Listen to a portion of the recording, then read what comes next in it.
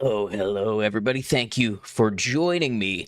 Welcome back to another stream of Fallout New Vegas, the Bar Vibes series. That's right, we are back in the Mojave and going bar crawling today to check the vibes of various drinking establishments. Good to have you all. Hope you're doing well. Hello, Space Monkey.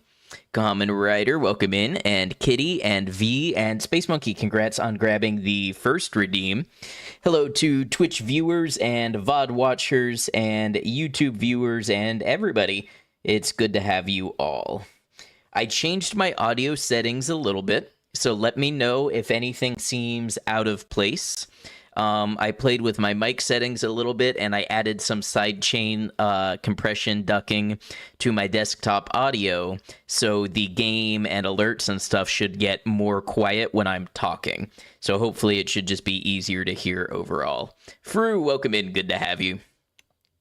We're going to go ahead and get started today, but today is a day of celebration. I finally got the Fogman rehabilitation video out today. Yes, 5.5 hours of Kenshi goodness is ready to be viewed. If you're on Twitch, you can check the exclamation new vid command to find that, or simply check the YouTube. But today is all about New Vegas and vibe checking. Let's get into it.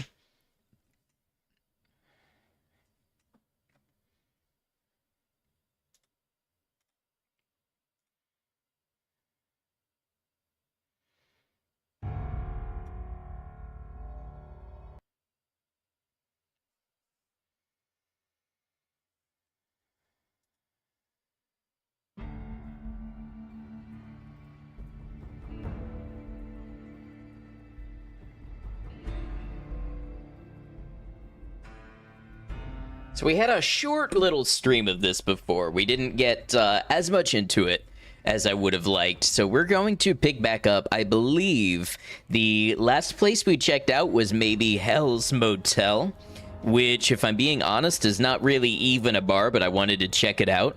I believe next on the list is Mojave Outpost, the NCR. Let's check it out.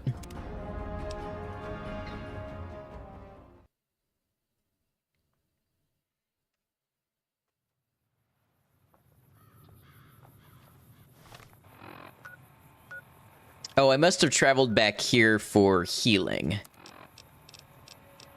Yeah, that's what I did. Okay. So let's start at the Sunset Drive-In and make our way down to Mojave Outpost.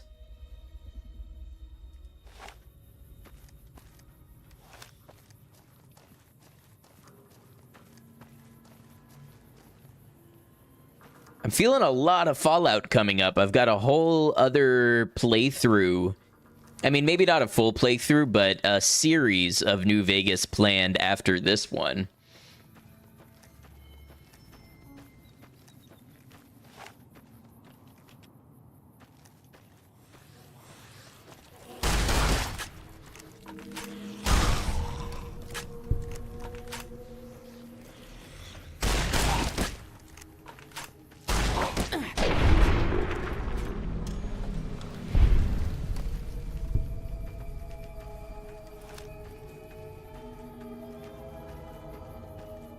I never noticed how eerie this background music is.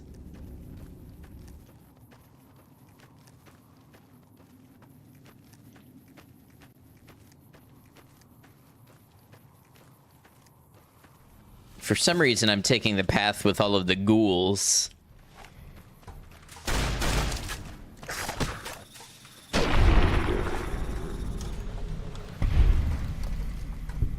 I gotta say, it's not the most effective weapon, but the caravan shotgun sure is fun.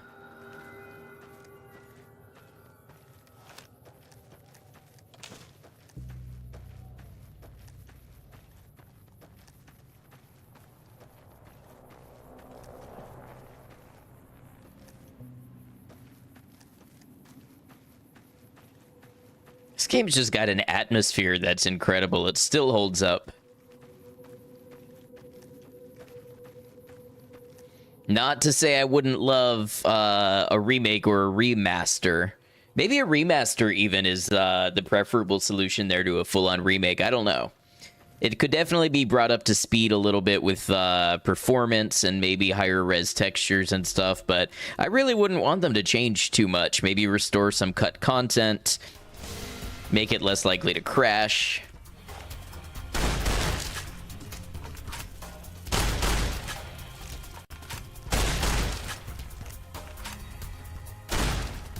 Okay, that's the last of my shotgun shells.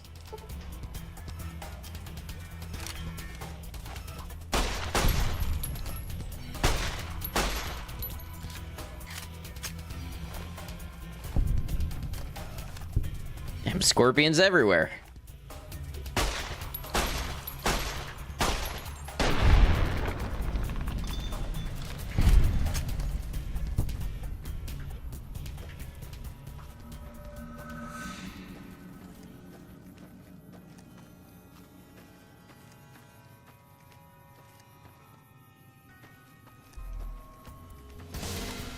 Who now?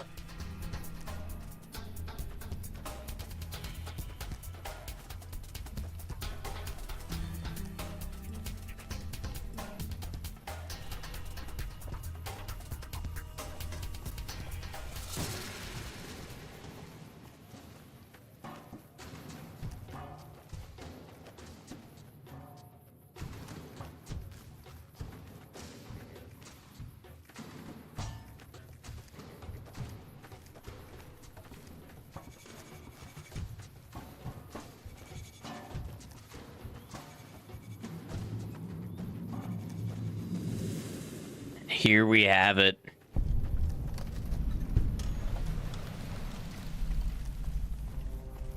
Speaking of this area, they just released a new mod for this game. They've got the Long 15 mod that allows you to access this area behind the fence over here. We may have to play through that.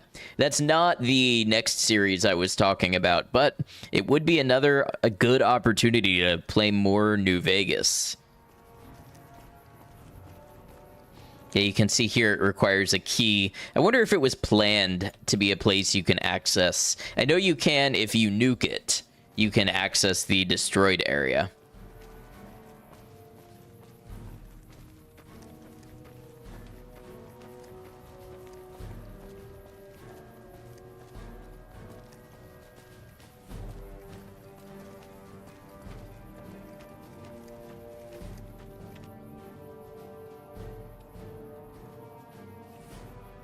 I'm gonna fly up here and yeah, get that nice panning shot. Beautiful.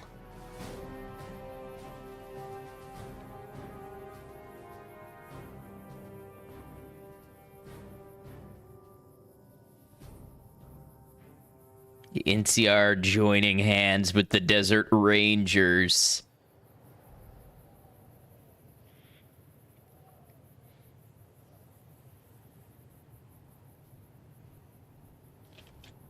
All right, now we got to go all the way back.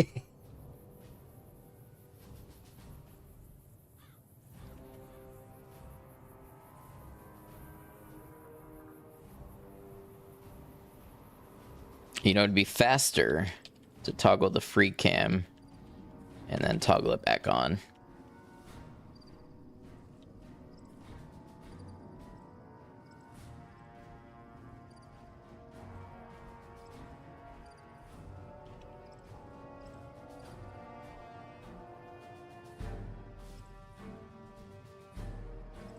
This is a place you can see wary travelers go.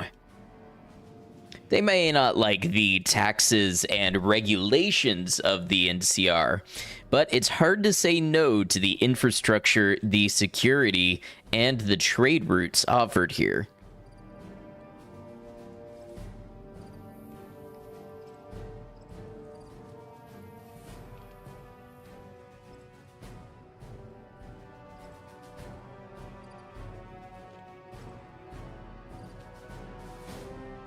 It's interesting, too, how the music really sets up a feeling here.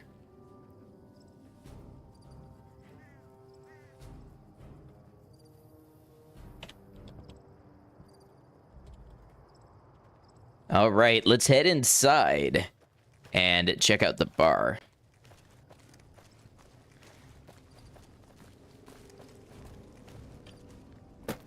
That was weird.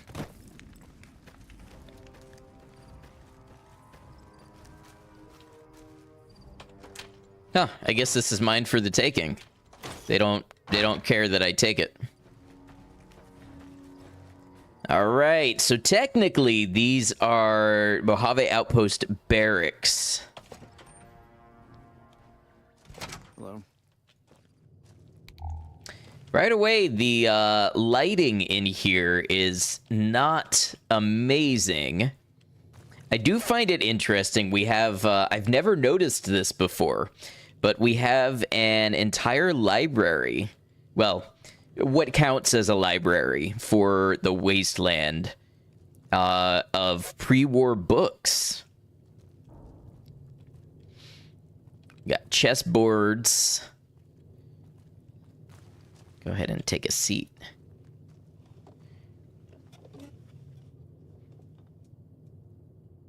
And of course, we have a fan favorite companion right here. This is Sharon of Rose Cassidy, or Cass. And Cass's lineage actually goes back to Fallout 2, where her dad is a companion.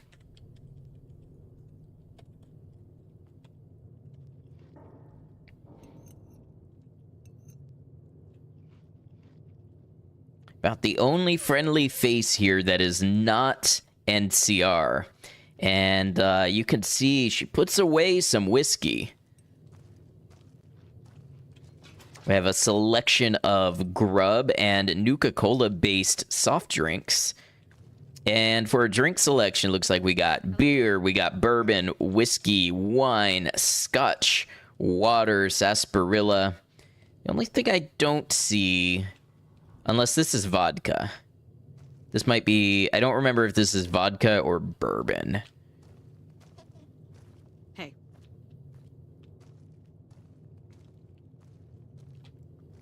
Looks like they have vegetarian meals as well. Yeah, the lighting could absolutely use an improvement in here. In fact, I would go so far as to say that the lighting being this dim is a health and safety hazard. The vibes are not great. It is a safe place to stop and get a drink, get some food, but I feel like you're going to be very aware the whole time that you are under the eye of the NCR. It's going to be hard to let loose a little in here. Thankful for the security, yes, but also aware of the rigid hierarchy. We have a well-stocked pantry here. Lots of flour. Got some mac and cheese, buffalo gourds. Amazing that they're still stocking pre-war canned foods. You would think that would run out by now. And we have a kitchen for the fresh preparations. Got some coffee. And the barracks.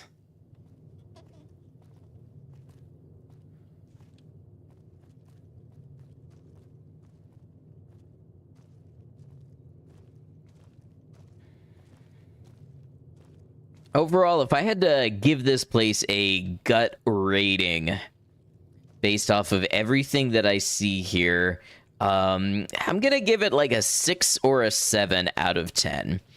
It's relatively clean. It's well-stocked. It is secure. But, you know, there's just something a little off about the vibe. Unless you are a hardcore NCR loyalist, then this is definitely going to be your kind of place. If you serve in the NCR, it's probably a good place for getting together and team bonding. But beyond that, it's not winning any awards for appeal.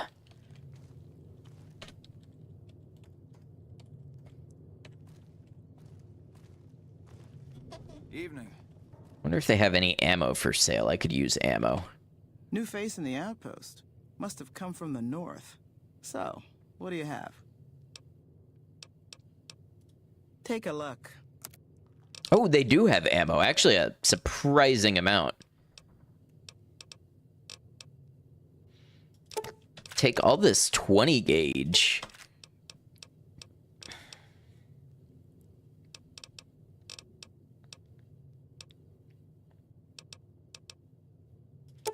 Nine millimeter.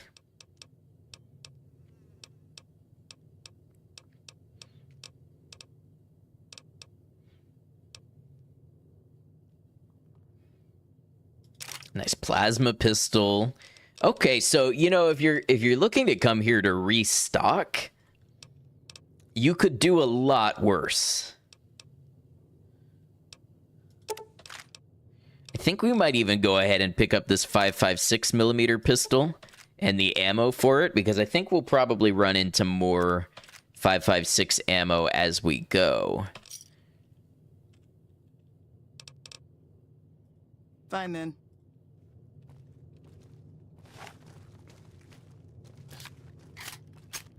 All in all, not a bad place, and for the average person trying to get by, could be a welcome sight.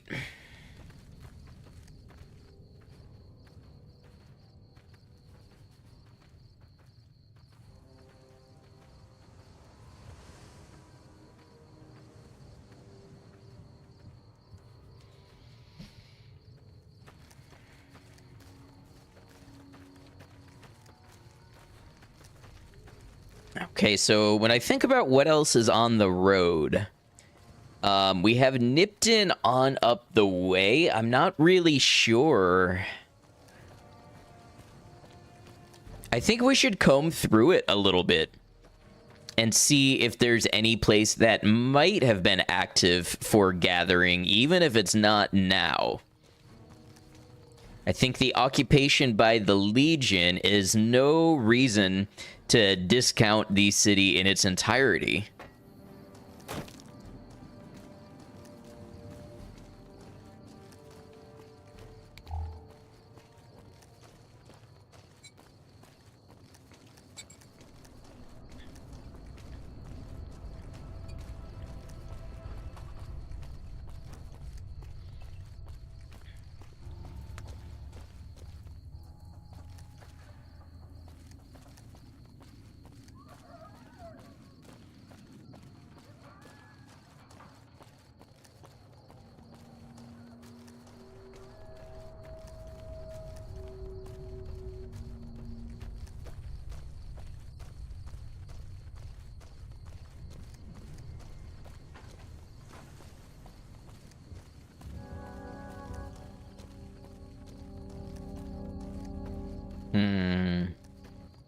I know we've got some raiders up here around the corner. I think we're equipped to handle them.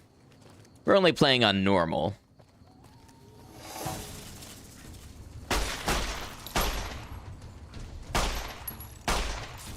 Oh, the ants are not usually this far onto the road.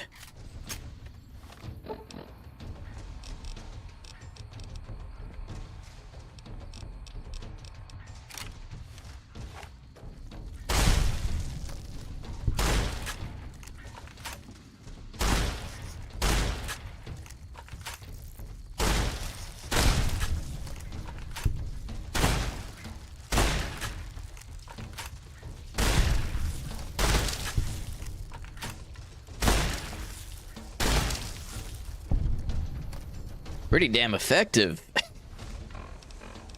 I never really used the shotguns in this game, but maybe that was a mistake. I have 38 ammo? I don't.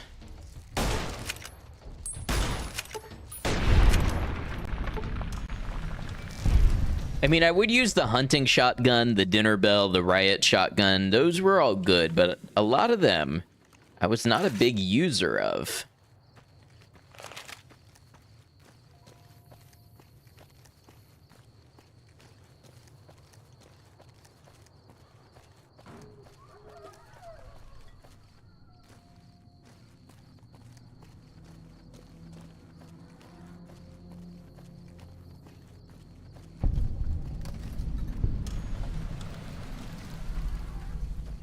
I bet this pit stop used to have a nice place to drink.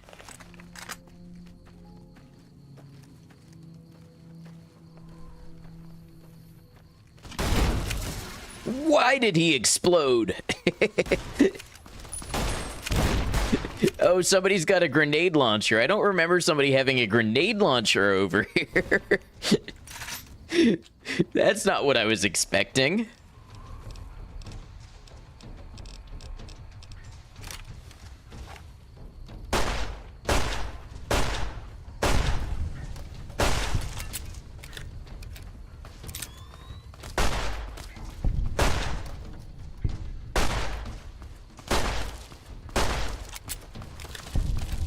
Gonna be a late one at work.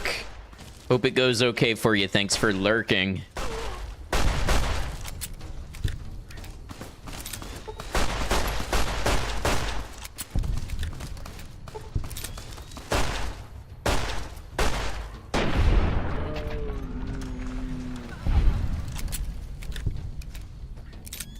Probably should have bought some first aid supplies at the last place, huh?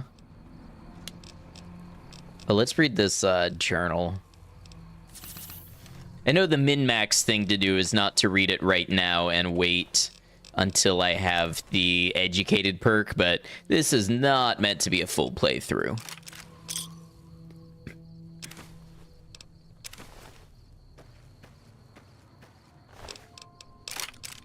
Ah, there's the grenade rifle.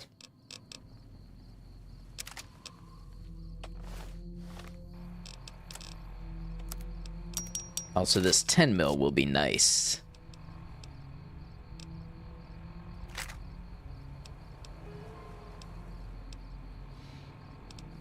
Oh, that's right. We had a recharger rifle for a reason. And do we have a first aid or a weapon repair kit? We do.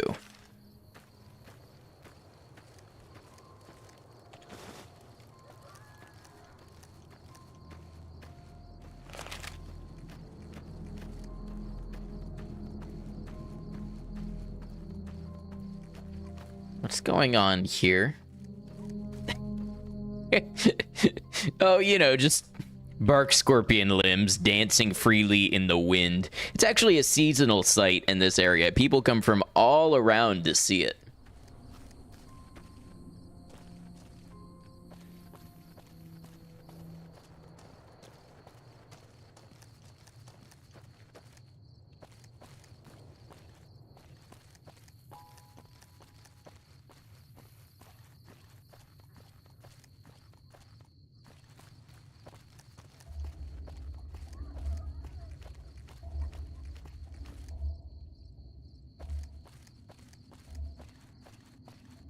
Hey, where's the two that are usually shooting each other here?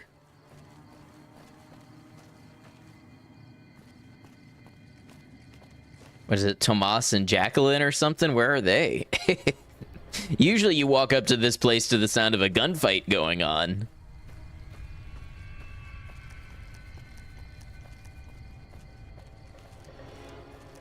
Sorry, pardon me, I have some business to attend to.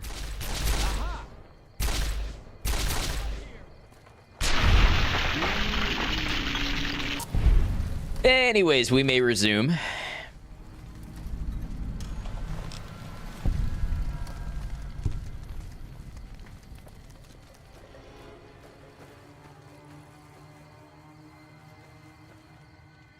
Okay, so there's a trading post here.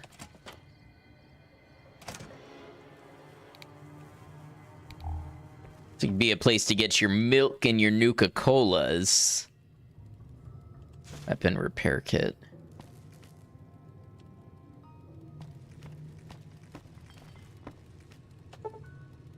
Oh, I don't have that lockpicking skill. Okay. Yeah, not anything I can really classify as a bar.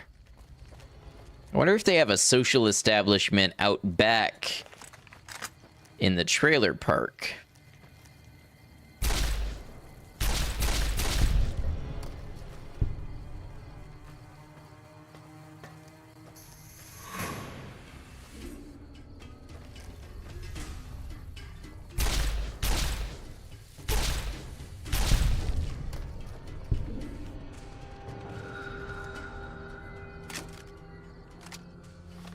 I already have a laser rifle. I don't. I have a laser pistol. Which honestly we don't need because I have the plasma pistol.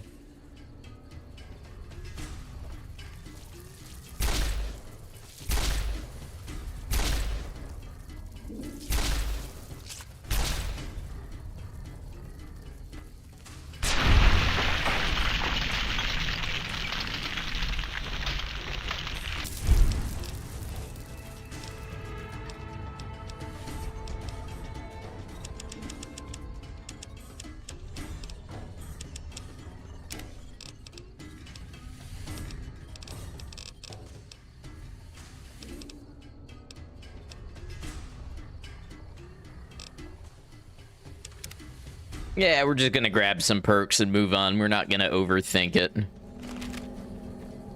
Alright, so there looks like no kind of party hall over here or anything like that, so... I don't suppose they do a lot of drinking in the town hall, but we could check it out.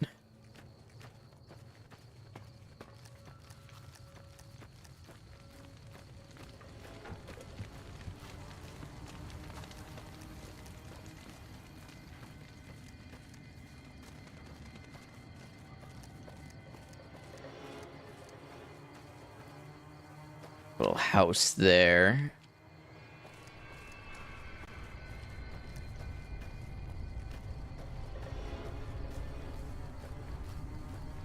I think this is the inn or the motel.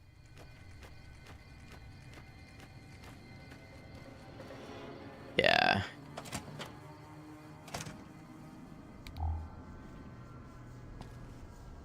Very little of interest back here.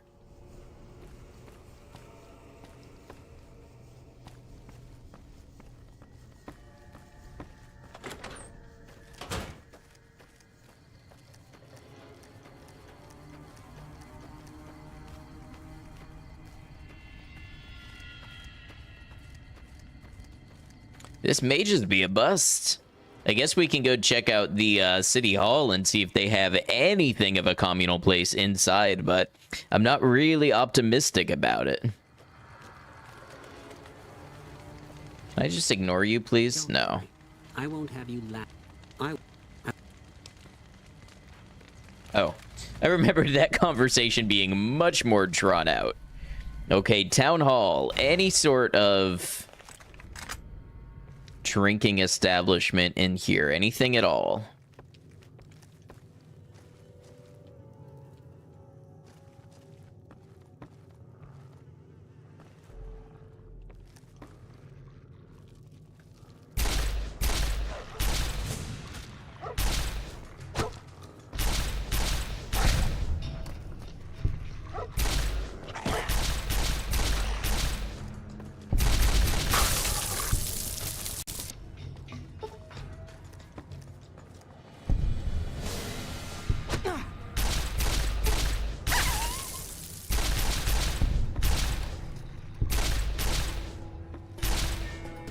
Don't you run from me.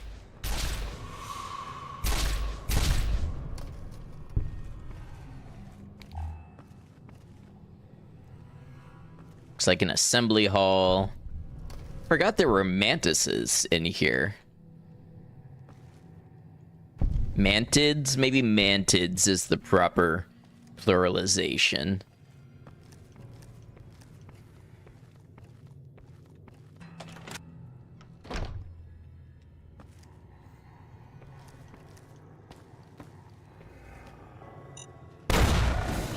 Well, that's not very welcoming.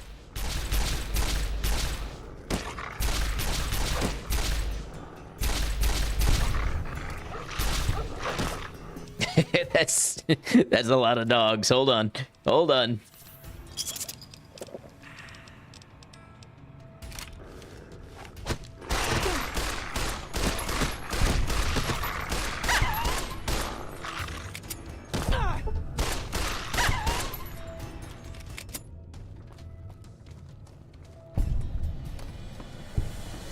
Thought there was one more. There we go.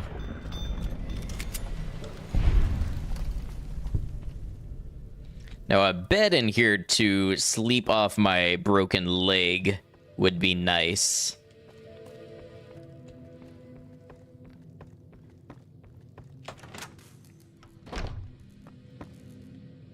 So the only thing that even remotely qualifies for what we're looking for is up here in the mayor's office.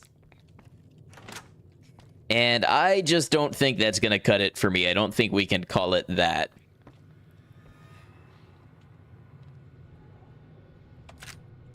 Some energy cells. And a big book of science. That's right. It's big, it's a book, it's full of science.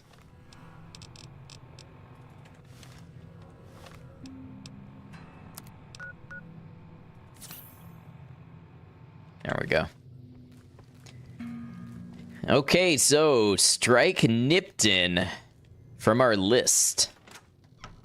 Unfortunately, there is 0 here to review or bring to the public awareness.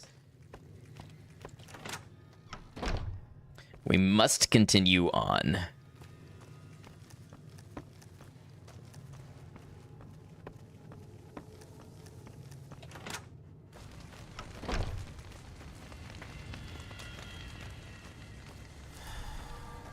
I don't think any of these buildings are... Let's just check. Make sure we are fully fair, but I believe these are all residential establishments.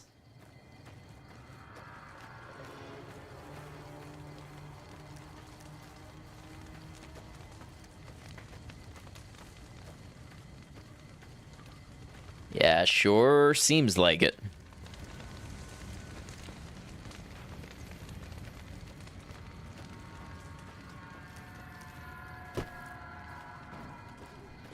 Okay, let's head up the road away, but not maybe where you might be thinking.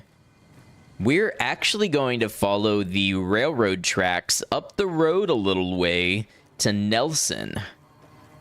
Now, I don't remember if Nelson even has a bar, but we are traveling in search of establishments, and so we must search far and wide.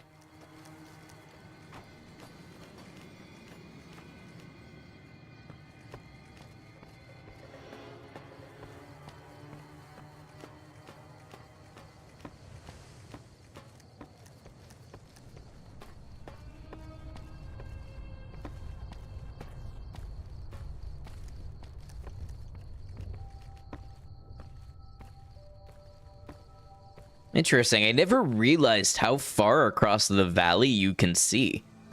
It's actually impressive for a game from this era to have that kind of draw distance on at least buildings and such. You're not going to see NPCs from here, but at least on the buildings, it's quite interesting.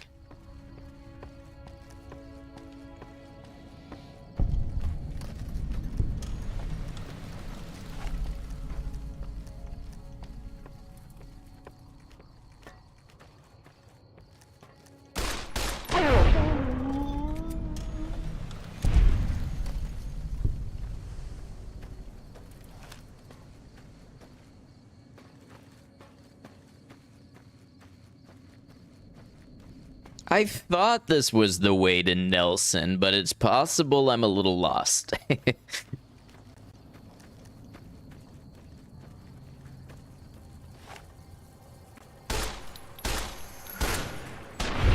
Imagine an actual diner review show in a situation like this where the host has to be armed and travel through dangerous territory between each episode. I'd watch that. What do we have up here?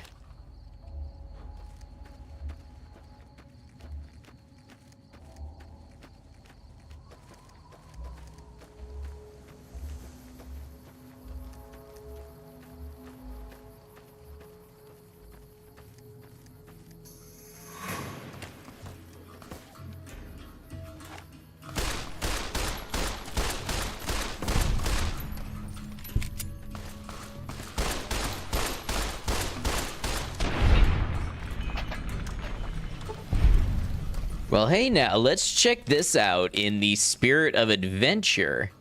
If this is a raider hideout in a cave, then just maybe they've got something interesting inside where they go to relax and imbibe. The Prospector's Den. Let's see if we can find anything fitting the description of a bar or anything close to it. Let's see. We got somebody with absinthe. That's a good sign.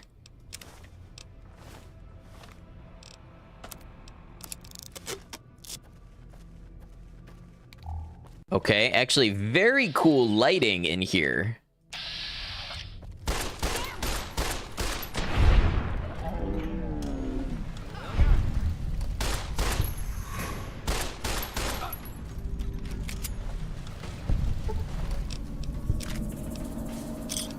We got some beer, another 22 pistol. Actually a big fan of this.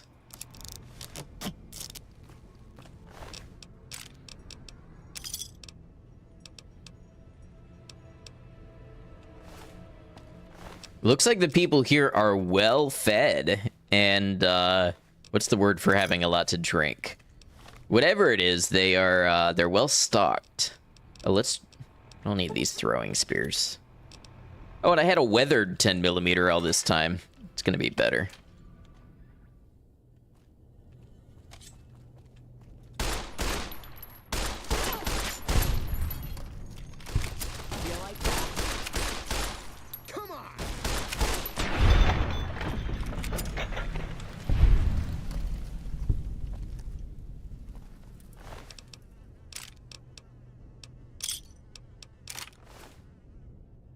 Interesting how a lot of these prospectors do have 22 pistols.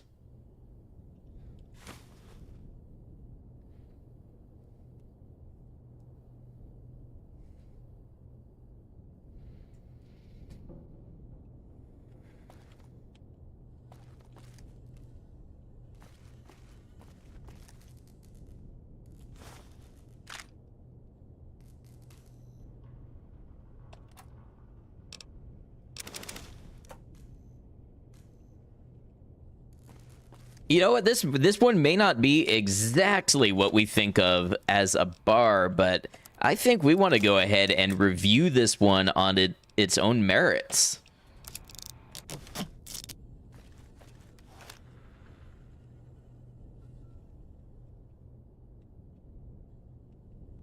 I mean, check it out.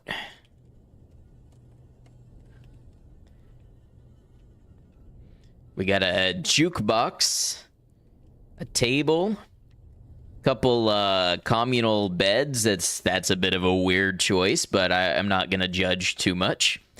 We've got sheets over the windows to... Well, I'm not really sure why, because this is inside a cave. So it's not like there's a lot of outside lights other than the string lights that are outside. We got our sunset sarsaparilla. Overall, it's pretty cozy. We got a little bit to drink. We've got a little pantry. Let's go check outside.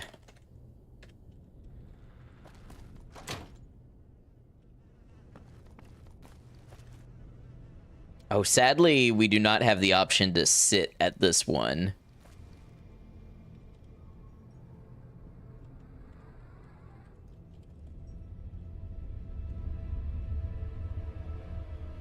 I think this is a case where this has got to be an honorable mention, you know? We're not going to be able to call this a winner or rate it highly, but I think it's a reminder that you have to make do with what you have, and that sometimes home is where you and the important people are, and I think they've done a lot with this place, and I would dare say more than some other establishments we've seen in New Vegas.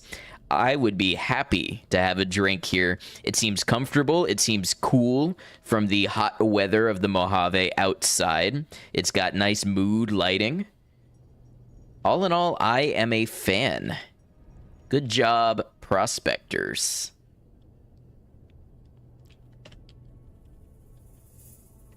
See, now I'm glad we took that detour.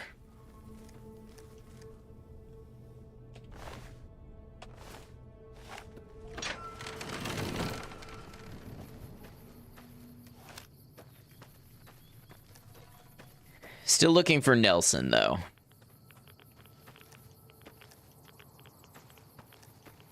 It's radioactive over here.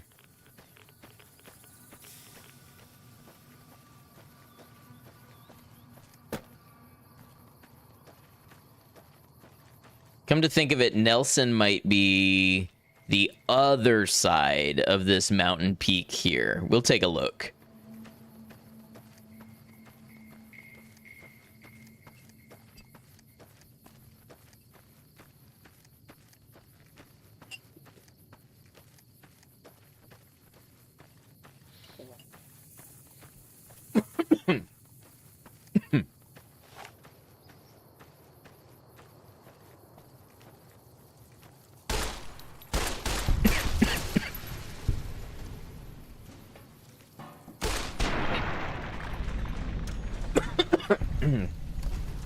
Oh, just choking on my water, no big deal.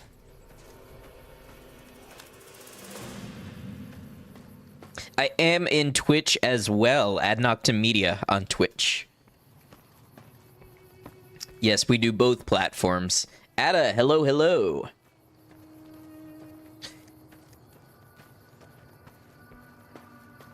Ada, I was thinking of you recently. I know you like Persona. Do you like older Shin Megami Tensei? I was thinking because I've been importing these old Shin Megami Tensei trading card packs, and I was rewatching the Fogman rehabilitation video, and I was thinking of all of the Persona names we had in our Fogman run.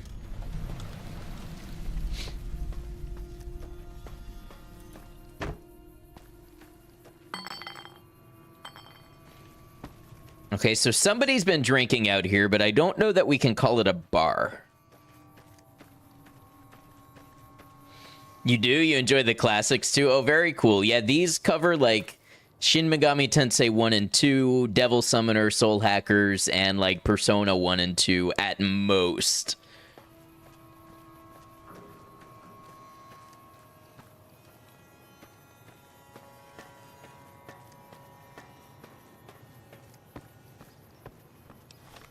So I'm thinking Nelson is...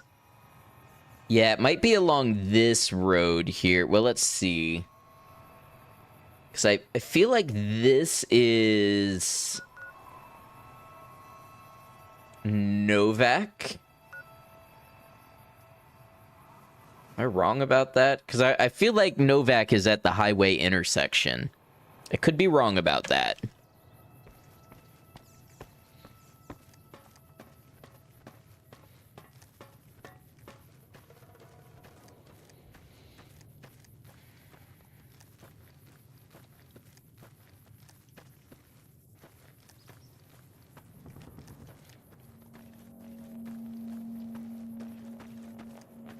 Just finished Kingdom Come Deliverance 1 and started up 2, but that's a lot of gaming for one day, so just trying to chill out. Yeah, makes sense. You gotta take breaks sometimes, especially between those games that are such a big commitment to lock into.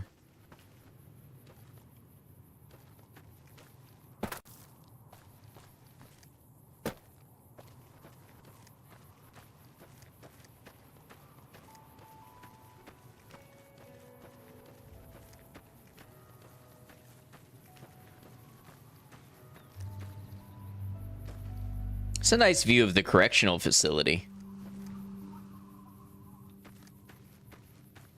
All right, I think it'll be faster for us if we head back to Nipton.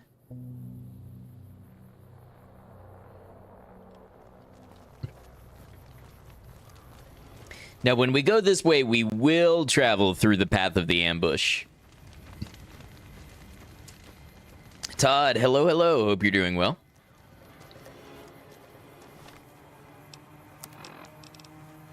We want a good long rifle, so probably the Cowboy Repeater. There'll be one in this truck up here anyways.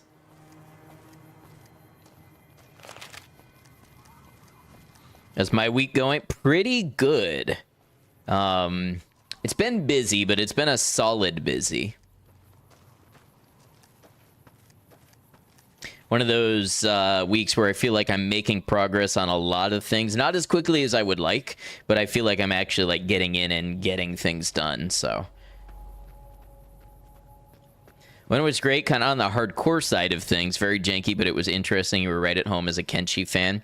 I should give it a try at some point.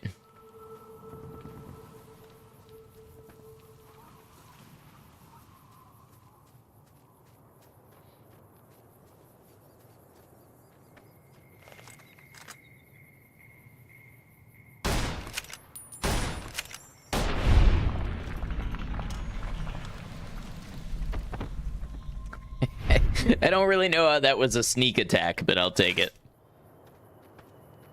The one we gotta watch out for is the one with the grenade launcher.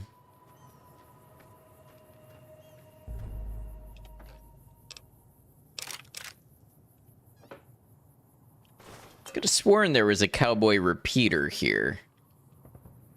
Like always.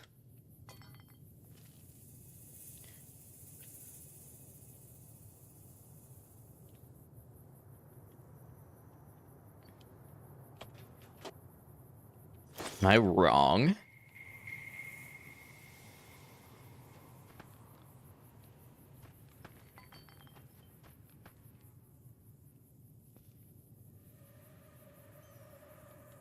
I'm starting to slip. I'm losing it. I don't have the total game awareness of Fallout New Vegas that I used to have.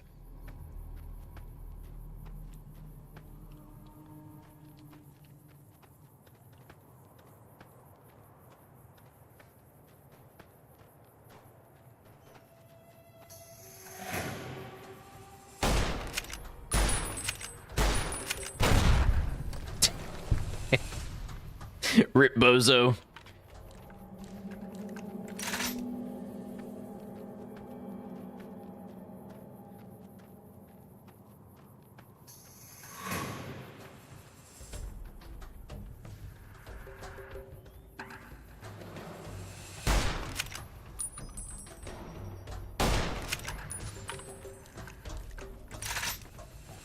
I mean, okay, I guess if they want to run all that way to come down and get to me and be easier to shoot, they can do that.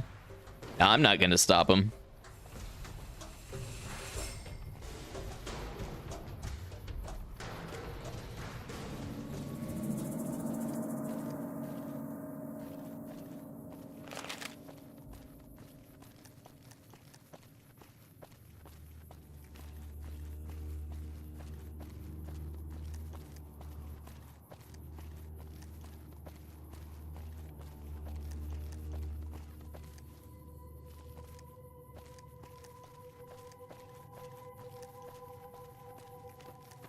Okay, I'm having to admit that I have no idea where Nelson is.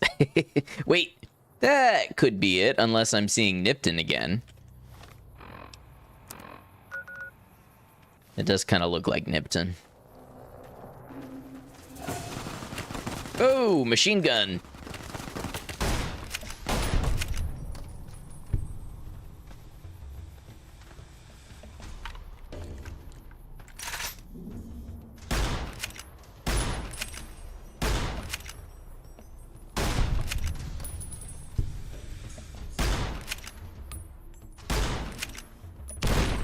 Ow.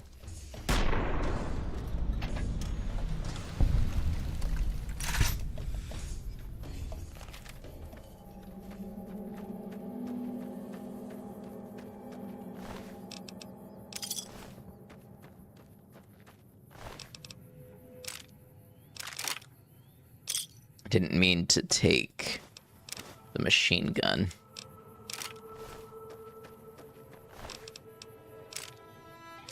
You know, for a bunch of troublemakers out here shooting at people, it's amazing how few of them have any kind of first aid on them. I mean, I guess because it's expensive in this world, but...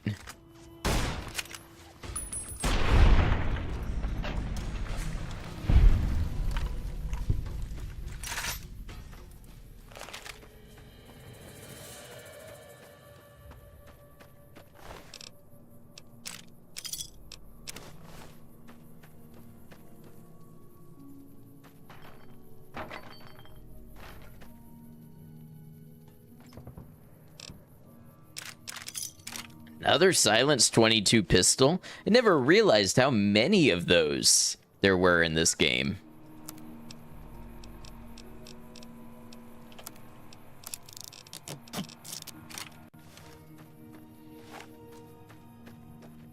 I think the real thing with it tends to be the ammo scarcity. Oh, maybe Nelson is on up the road this way compared to continuing down the road for Novak.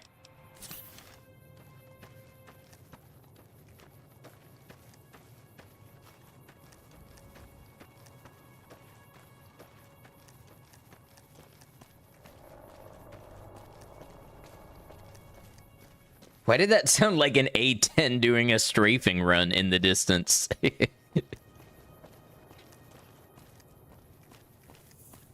Imagine if the boomers had you resurrect an A10 instead of a B29.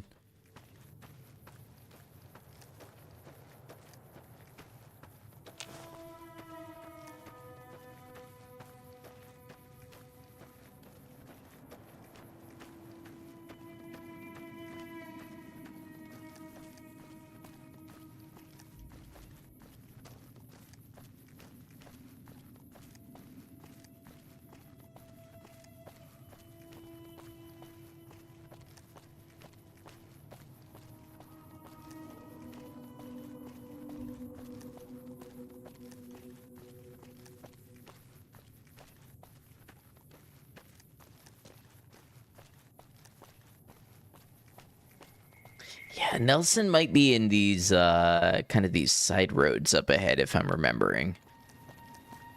Then again, I've given like 12 different locations for where it could be, so... You know, that's the thing. If you're wrong, just keep guessing, because eventually one of them's gonna work out.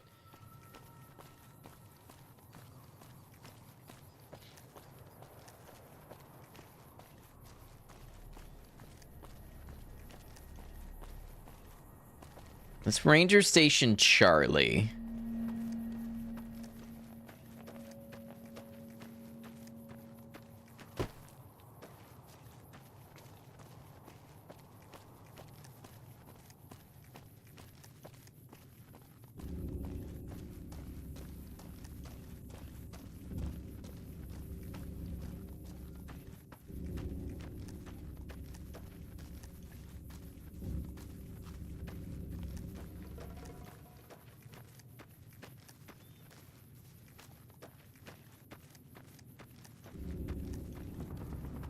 Who are you? Oh, Prospector. I would be, running if I were you. Howdy.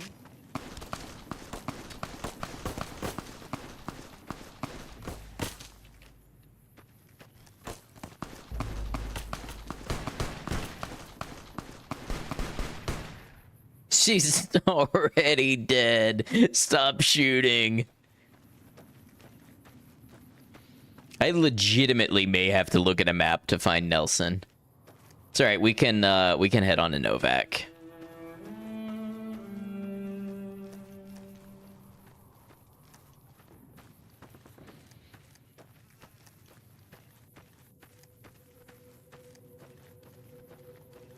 Although, come to think of it, I don't think Novak has any bars.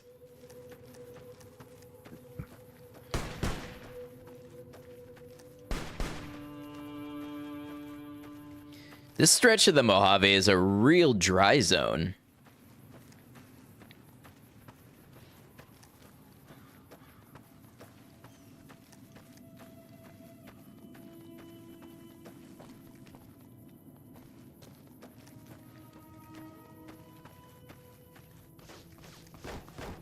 Oh, they're shooting at me.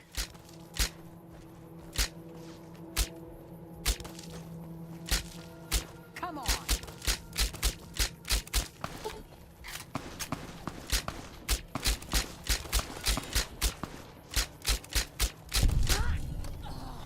All right, you know what's gonna do them good? We'll go to a bigger 22.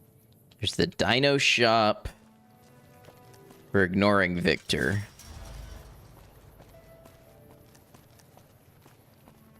We got Cliff Briscoe and Ranger Andy. A little motel strip, and that's it. Where do these people go and gather? Or maybe they don't. Maybe they are isolated. Maybe they feel alone.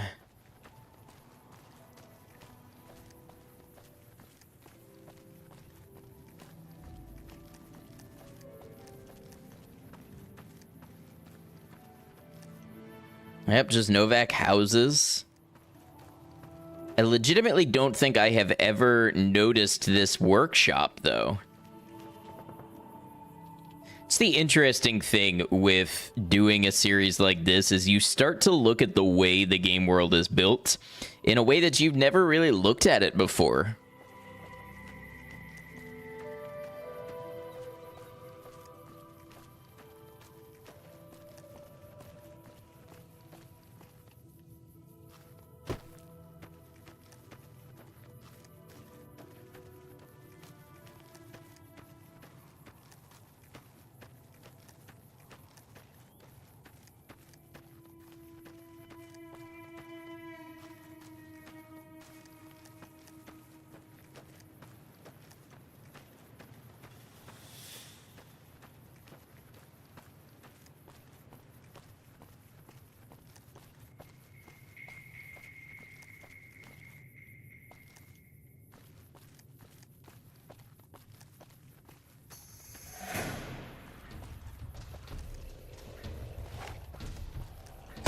I forgot mole rats were aggressive.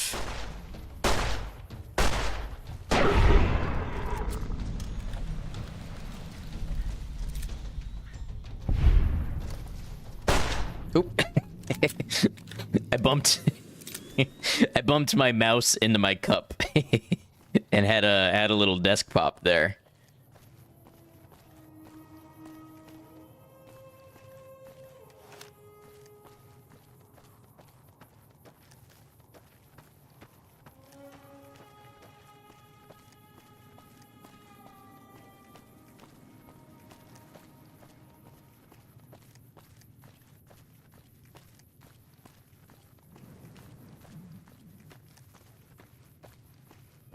I think these are Vipers. Yeah. Ooh, that's a nice gun you got there.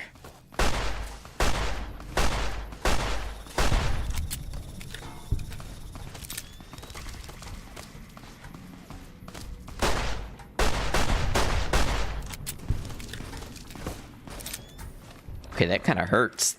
Like a lot.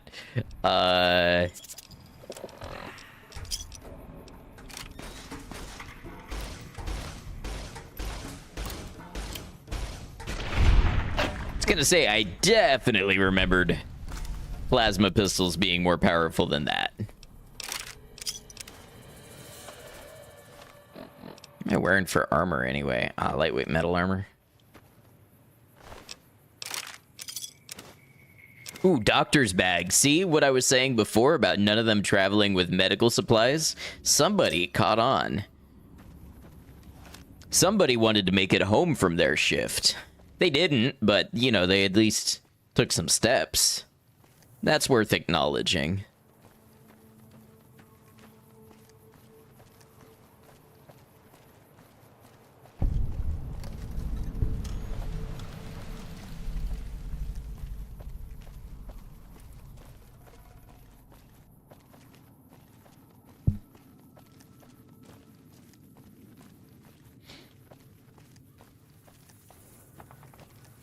All right, so we're coming up on the next place that we might actually get to review a little bit, and that is the 188 Trading Post.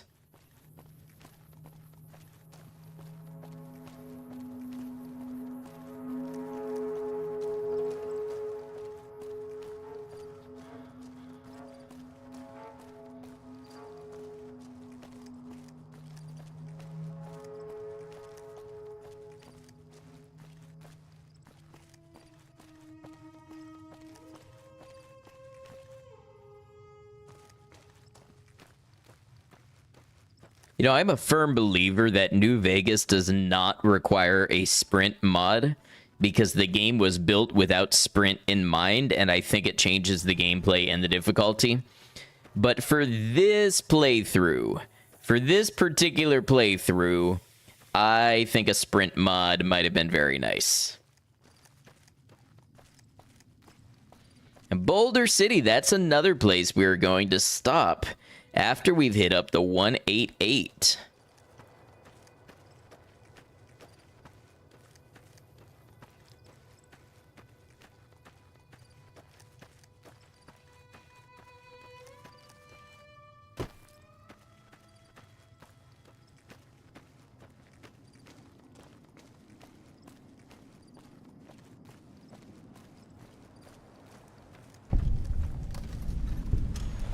This is another NCR land here, but to me it doesn't feel as oppressively NCR as the Mojave Outpost does. This feels like a true stop on the side of the road, somewhere to fuel up, somewhere to do some barter. The selection here is not amazing. Although, I mean, we've got whiskey, scotch, vodka and wine, beer, Sunset Sarsaparilla, and water. So honestly, I take that back. The selection is better than it at first appeared. You have nice outdoor seating by the fire for mood lighting and warmth on these chilly desert nights. Chilly.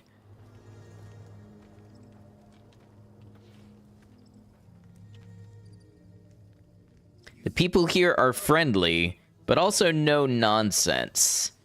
They do project a certain amount of security. I mean, look, don't you feel safe with Samuel here?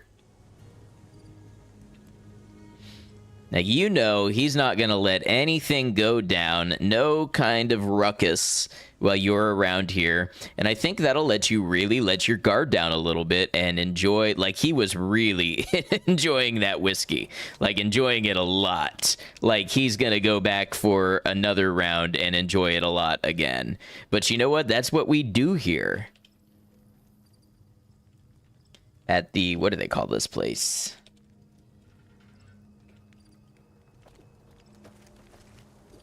Welcome to the 188 Sloppin' Shop. The Sloppin' Shop. Says. It's better than nothing. Let me see. Ooh, we can do some repairs here. Let's get this recharger rifle repaired. Now, keep in mind, we did want to get into Vegas. So we do need to have about 2,000 caps put away.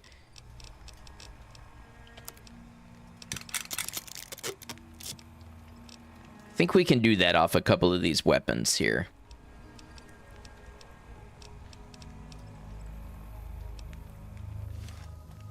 Feeling thirsty? Oh, we have some NCR money too if we need it.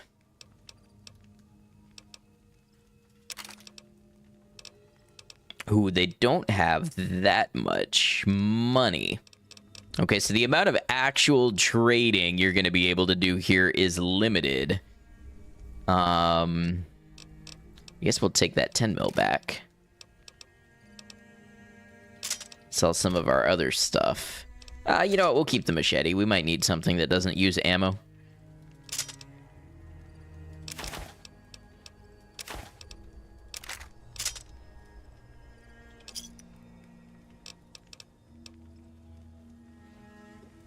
Overall, nice little roadside stop. Nothing fancy. Nothing that's going to break the list of the best places to sit and get a drink in Vegas, but very serviceable in an area of the Mojave that is otherwise very dry. We found very little between here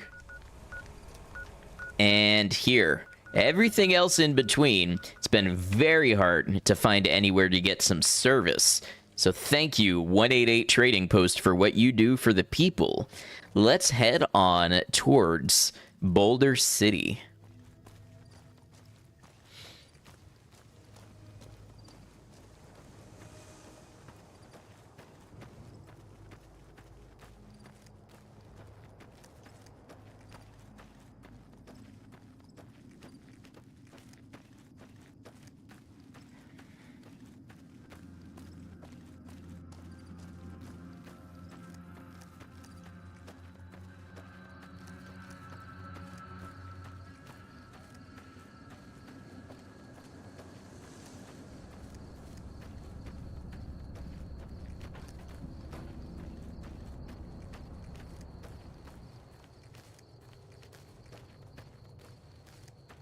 Let's get some establishing shots here.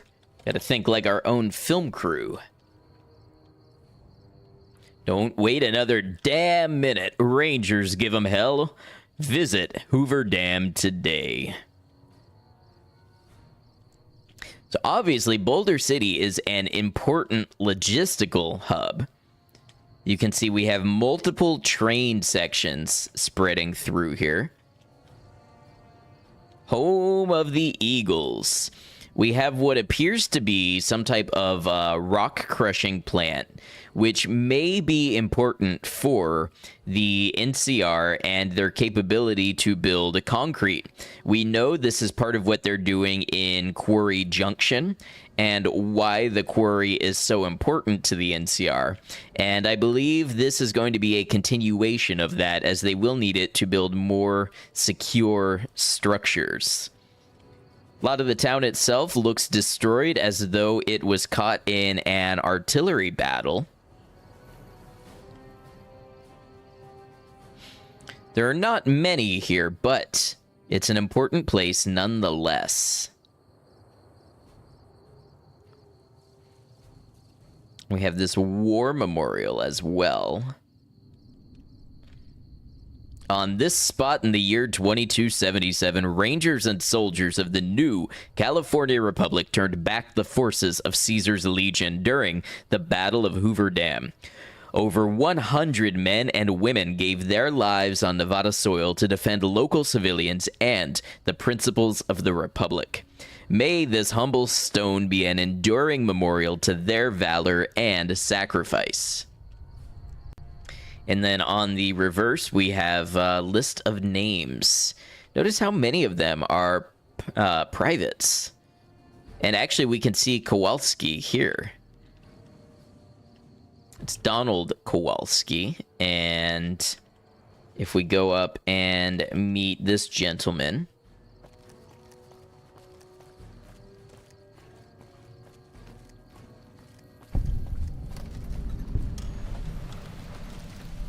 we find that this is another Private Kowalski. This is the brother of one of those who is memorialized here. Which means if you mistreat the memorial, he gets upset. What the fuck are you doing? My brother died at the Battle of Hoover Dam. You're desecrating a war memorial. My apologies. It was rude and disrespectful of me to do that. All right, apology accepted. Don't let it happen again. Bye. Now it is time to check out, I forgot to get a shot of this, the Bighorn Saloon.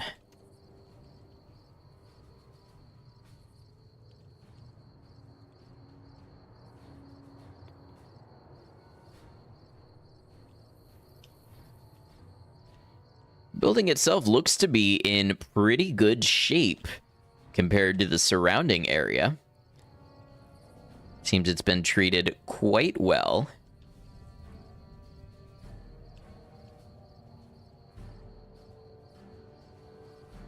And honestly, a nice little storefront with a little fusion battery here. I never realized how much information you could find on these batteries. Is that a uranium-270 battery? Does that make sense? Uranium-270? That sounds about right for molecular weight. Made in China. Very interesting, considering that China and the U.S. Were undergoing a resource war at the time. All right, let's check out the Bighorn Saloon.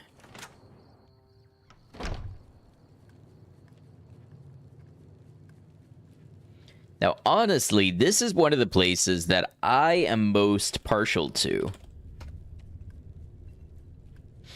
Part of this comes, I think, from playing Fallout Dust and coming in here, and it's filled with ghosts, and it's otherwise just empty, just isolate. And I think this feels like the kind of place where you go to drink with ghosts. You go to sit here to be in the company of other spirits, but not other bodies, and to think about the ghosts of the past. Now, looking at the walls here, they are quite well stocked. We have an assortment of alcoholic beverages. We've got Sunset Sarsaparilla, we've got Nuka Clear, purified water. And judging by this, they even offer cigarettes. They offer hot coffee. They may even have some stuff on tap. And that would be a real rarity here. Also, points for the mustache, of course. Once again, an understated fact, they have quite the library of pre-war books.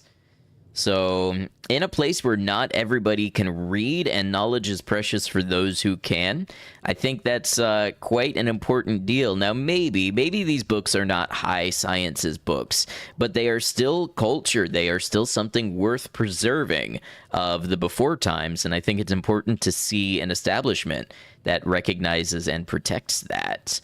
Plenty of seating all around. It looks like the possibility to get a little cramped at peak hours, but right now it's just us and the bartender. Hello? Ike. A customer. Not many people come into Boulder City these days. Tell me about Boulder City, Ike. Most of the town is rubble, destroyed during the Battle of Hoover Dam. And the only other thing around here is the concrete mixing yard. What's the concrete used for? The NCR has been constructing bunkers up and down the river. From what I've heard, it's a little late for that.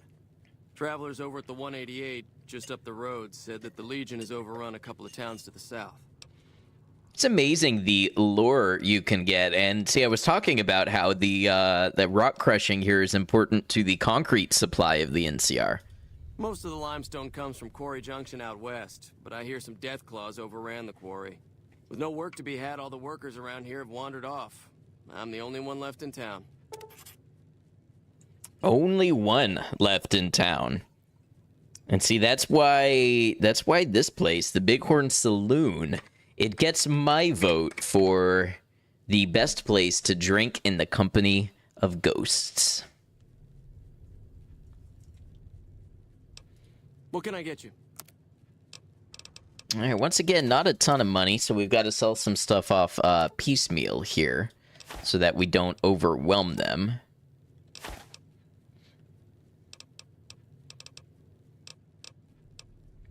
Oh, I'm sorry, I called this Nuka Clear. It was actually Nuka Quartz. Let's go ahead and take one of those for the road. Pleasure doing business with you. Come back real soon.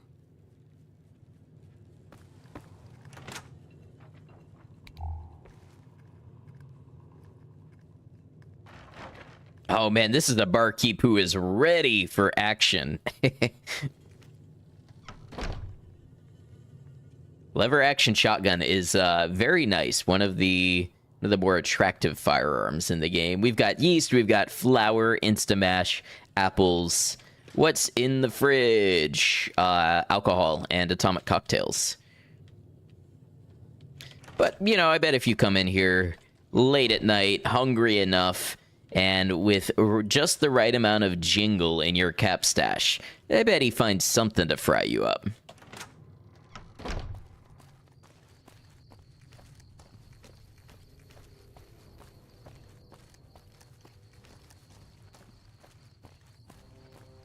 Now, most people Most people don't think about this part of Boulder City as a place to vacation in or visit, but we're going to check it out and see if there's any sort of establishments we might like to see in here. Once.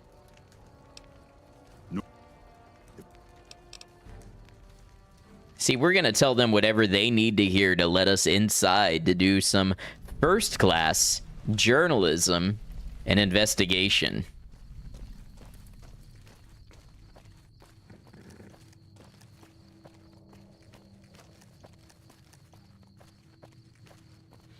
Well, if there was a bar here, it's gone now.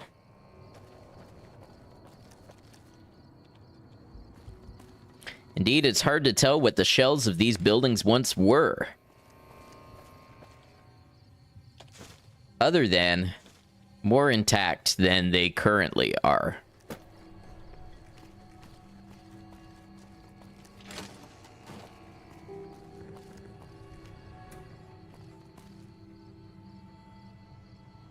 Some stuff I legitimately never knew was back here in all my time playing the game.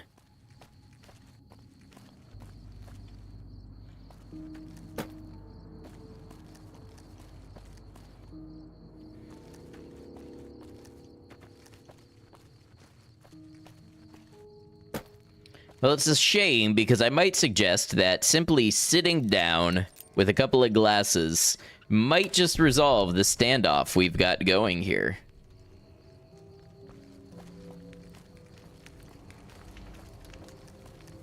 Unfortunately, I don't give the NCR credit that they may take that kind of human action enough to defuse the situation.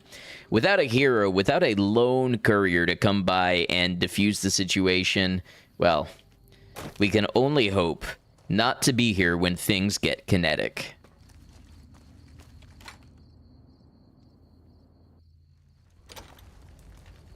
Yeah, don't ask me about what I promised to do. We're just gonna move on.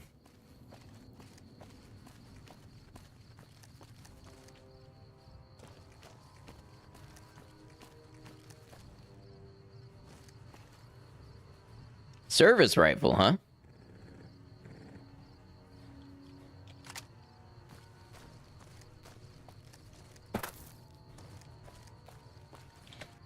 Okay, let's make our way back to the 188.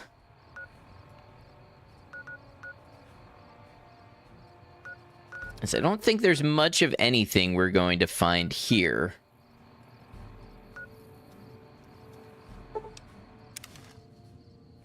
We need to have eyes towards our next big target, the Strip, the single greatest concentration of drinking establishments in the Mojave.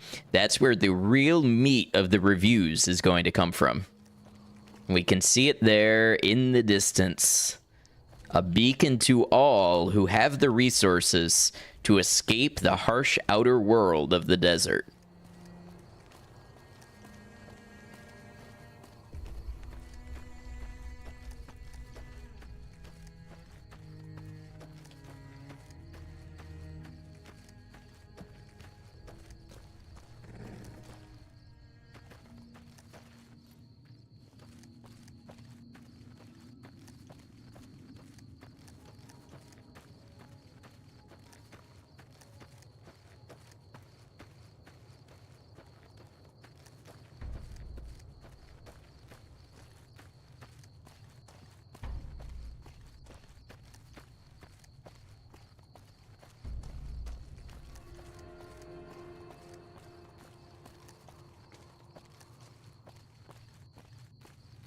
Wow, that Repcon HQ museum looks like a ton of fun to visit. We should stop by sometime. Be sure to pick up a souvenir at our gift shop.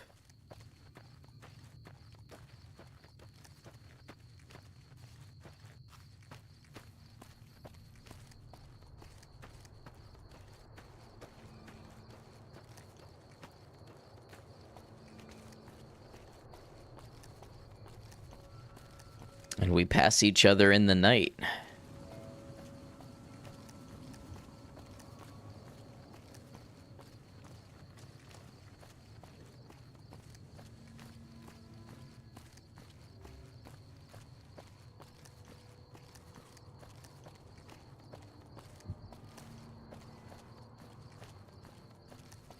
If memory serves, there's a little something on up this way. Perhaps memory does not serve.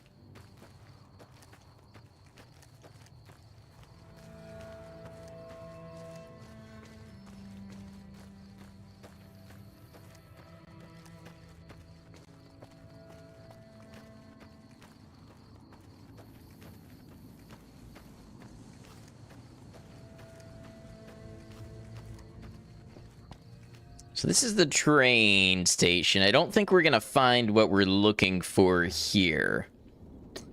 I know there's a mod for a cool semi-automatic 4570 rifle. I think it's called the McCollum rifle, and you can find it here if you have the mod. In the meantime, Benson is going to avail himself of these pre-war monies.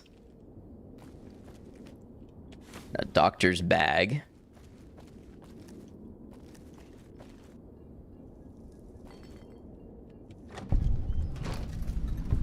Okay, not the little roadside stop I was thinking of.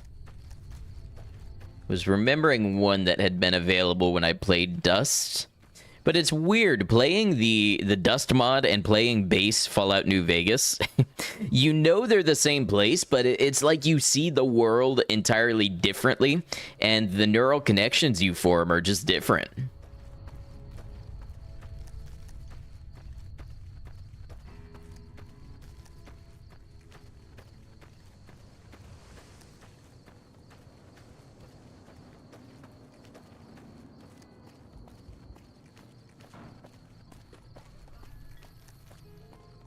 Now we do have a little roadside stand here. What do we have? Hey, The Grub and Gulp rest stop.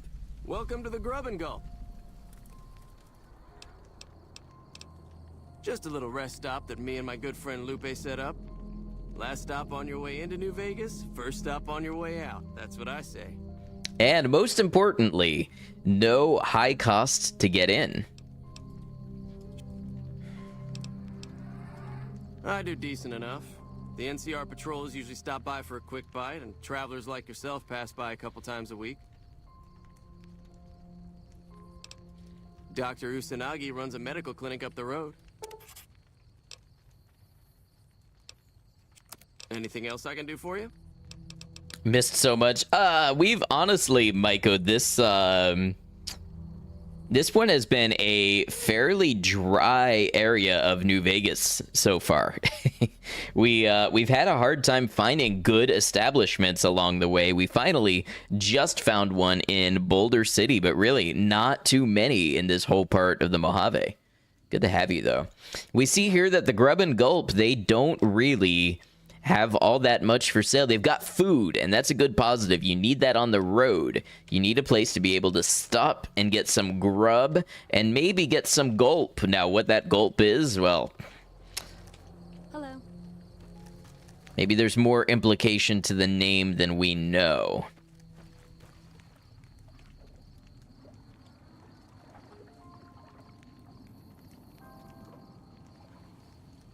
As far as a place to stop and get some food, well, the dining area is quite cozy. See, we have a pen for the cattle here. And a trough as well. So not only can you grub and gulp, but so can your Brahmin. Got a campfire, even a couple of beds that passing scavengers might find quite useful. There must have been a celebration going on, as it's quite an occasion to roast an entire Brahmin. Perhaps the Grub and Gulp also caters to large parties with an advance reservation. As far as drinks, well, there don't seem to be much, but we do have these suspicious barrels and coils here that, well, those in the know, well, they know. We can see the shine accumulated over here as well. So it's not going to be high quality stuff, and you're going to hope to God that they've separated their heads and their hearts and their tails correctly. But it's something. Something for the thirsty traveler on the road. For those of us not in the know, well, they don't know. And see, the greatest tragedy is that you don't know what you don't know.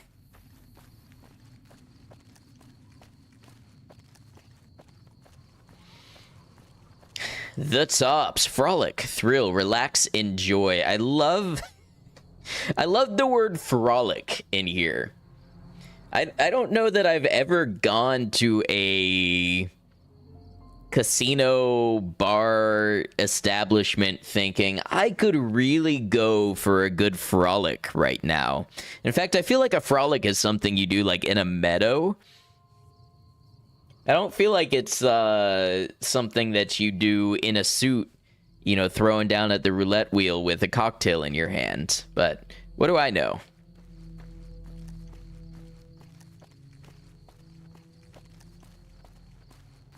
Vegas is a hotbed of frolicking. Hey, the hotel promised me that they changed the sheets.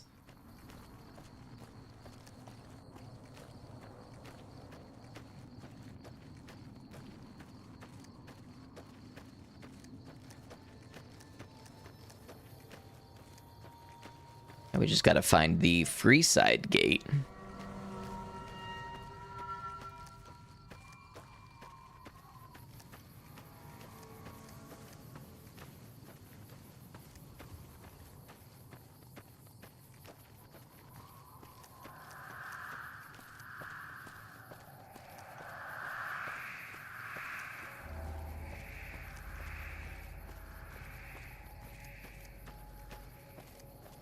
Spoken like a man who doesn't appreciate a warm public toilet seat.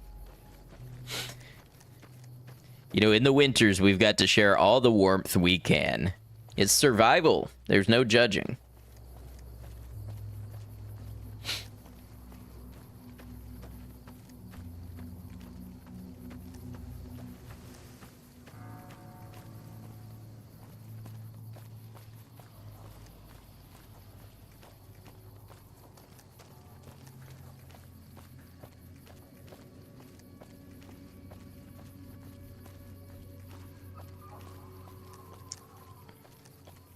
You know, odd compliments, but out here in the desert, you take what you can get.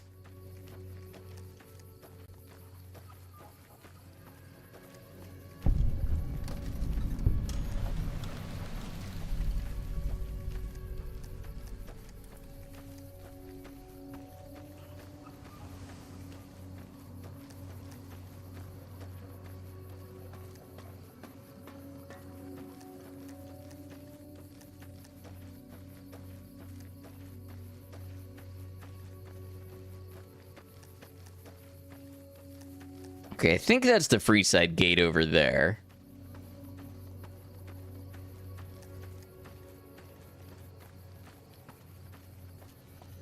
Yeah, gun runners. There we go. We should be able to offload our extras. Make a little bit of money to get ourselves into Vegas.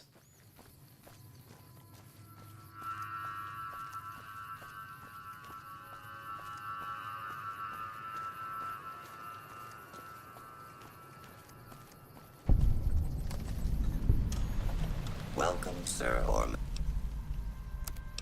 All right. We don't need all that much extra money to do it. So let's go ahead. We'll sell off this 10 mil pistol. That honestly might be the only thing we need to sell. I don't know if we picked up any miscellaneous that's worth anything. Oh, the money. Of course, the money.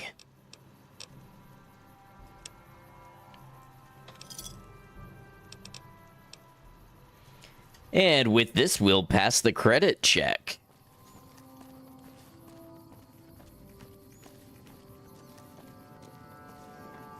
But first, to check out Freeside. Ah, there it is. Yep, we're in Freeside, all right. Who's that? Is that a fiend? That is a fiend.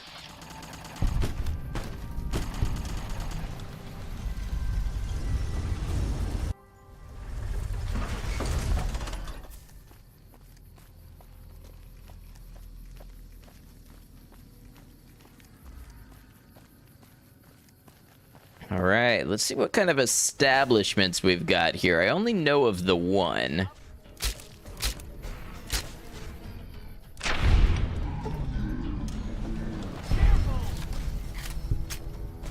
Why are you yelling at me? I'm using a silenced pistol. I'm being courteous here.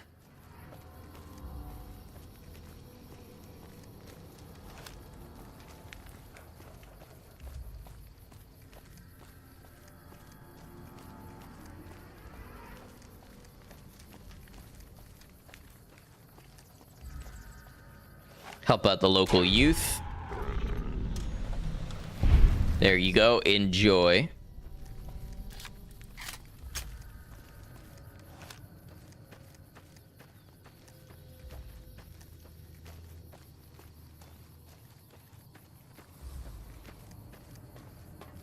So we can't really count this as a full entry, but of note, there is an entrepreneur here, Gennaro, who does have a roadside meat stand. Who doesn't love a little roadside Vegas meat?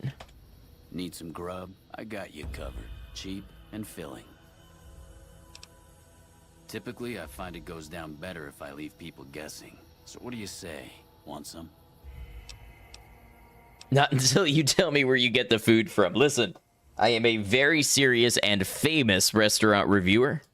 I have my little helpers out and about, always looking for fresh things to add to the stew pot.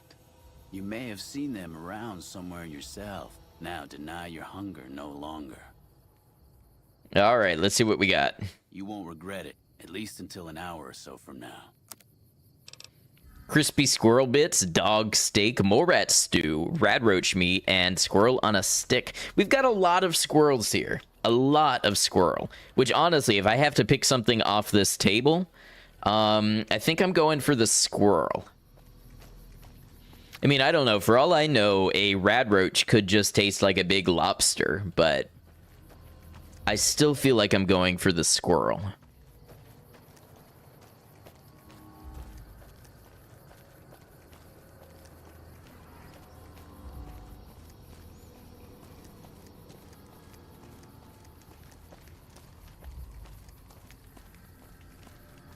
The squirrels have been hunted to extinction at this point.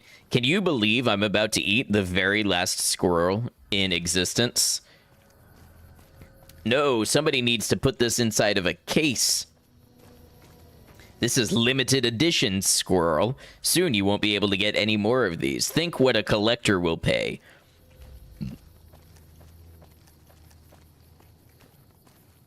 As I suspected, everything on this side of Freeside is all closed and boarded up. It's a shame. A ruined store. Nobody even thinks to clean up these rusted out car holes. And talking about squirreling one away, absolutely.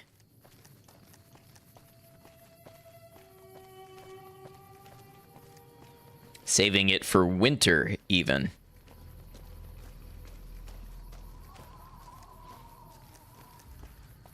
Yep, just the old robotics shop.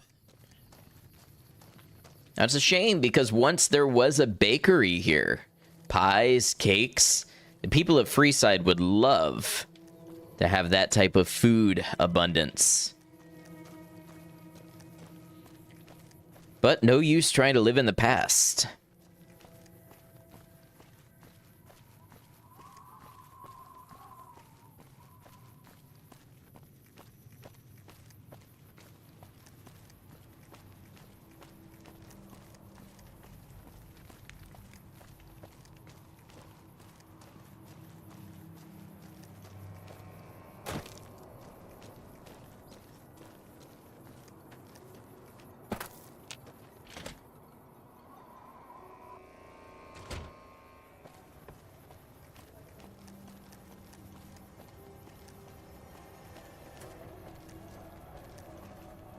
Does that say Smitty's or Sanity's? No, that's two T's. That's Smitty's. Which is funny because there was a Smitty in Fallout 1. And if you gave him I want to say a laser rifle or a plasma rifle, he could turn it into one of the best weapons in the game with some special upgrades. And if you go to the Silver Rush, you can actually buy the Smitty Special. So it's a nice little callback, a lot of continuity to the old game. Let's take a look at the block here.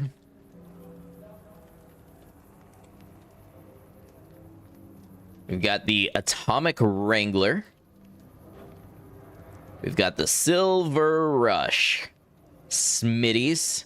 Smitty's is sadly closed. We see this was established 2009. Amazing that it lasted all the way up until the bombs fell. And we also have Kingman's Barbecue. This side of town used to be hoppin'. Even next to the casino, there was at one point Cherry Liquor.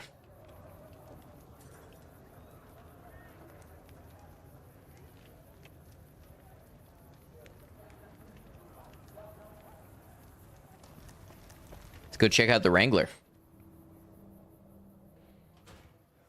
I've got my eye on you. What? I just got in here, okay? Immediate points away for rude and unfriendly security. You're supposed to make the customer feel at home. You know what's interesting is I'm pretty sure these are just tears in the wallpaper. But they kind of look like hummingbirds or flying fish. Or maybe like space whales, like a Gojira album cover or something. I'm not the only one who sees the vision, right? Got a nice stage here, so it's a place where you can stop in and get not just a drink, but some entertainment. You can do some gambling while you're here. Not a ton of games, not a very high limit, but for the average Freesidian, well, it's their only refuge. Looking at the bar here, we have clearly professionals staffing it. Look, they even have things like books and paperwork. That's how you know you're in a professional establishment. They have paperwork and a sawn-off lever-action shotgun behind the bar. Got packs of smokes. We got ammo, we got beers, we got whiskey, we got all sorts of drinks. Comfortable lounge chair environment allows you to face inward for your group, your dining group, or face the stage for the night's premiere entertainment. And on the wall, some reminders of the wildlife that exists outside of Freeside. You can also stop in and rent a room. Have, frankly, very nice hallways. I would say this has got to be one of the nicest establishments in Freeside.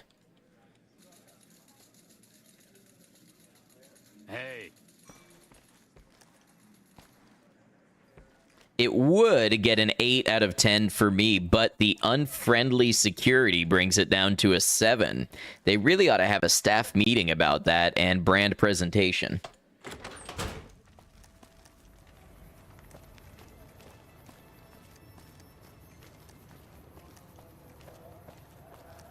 Now, the King's Bar is usually not open to serving the public, but we have been extended a special invitation.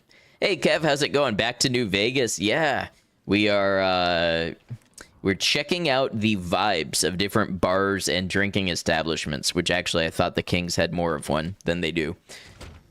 But yeah, this is just a real casual kind of look at the game before we get into a more serious playthrough coming up. But I'm doing well. I hope you have been well, and it's good to see you back here.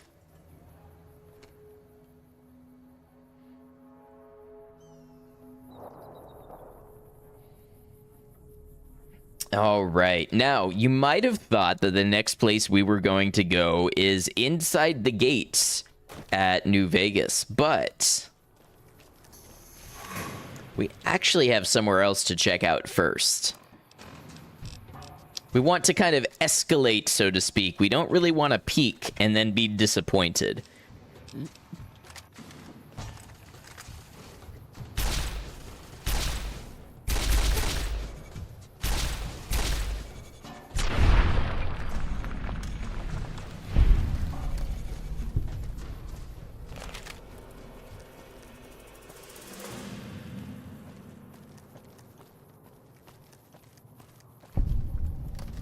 Well, they're going to be hard to replace, but I'll take this shotgun. I have been eyeing one of these for a minute. Thank you. Doing all right? Just a lot with work and things. Your wake hours do not match as often with stream hours. Oh, I got you. I hope it settles into a place where, you know, it's sustainable for you. But totally understand not being able to catch streams that you once enjoyed.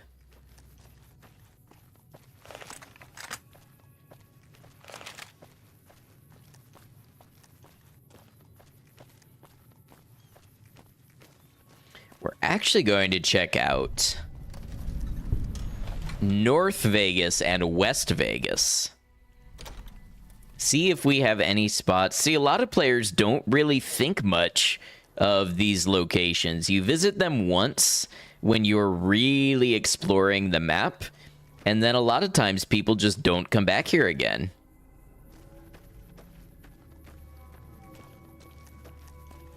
Howdy. Now the question for me is, are there any dining or drinking establishments in the area?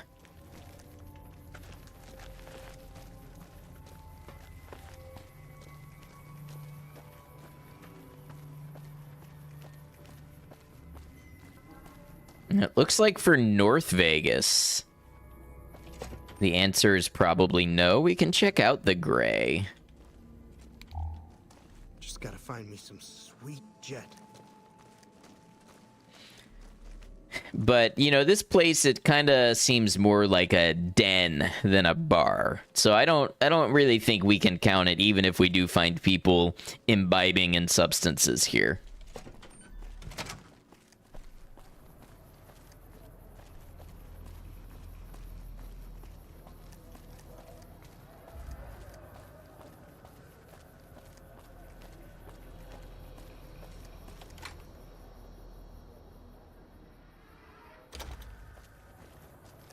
Let's check out West Vegas.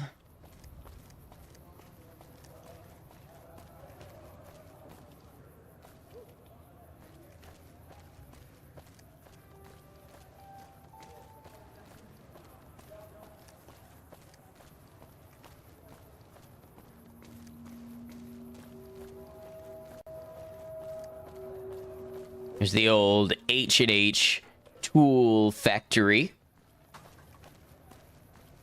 That became relevant again yesterday. Not gonna say anything more, but it was brought up.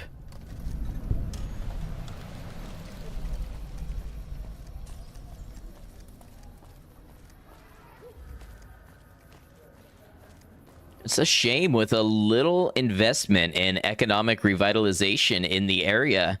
I think we could do a lot with these parts of Vegas, but unfortunately, I just don't think they're going to get the attention that they need.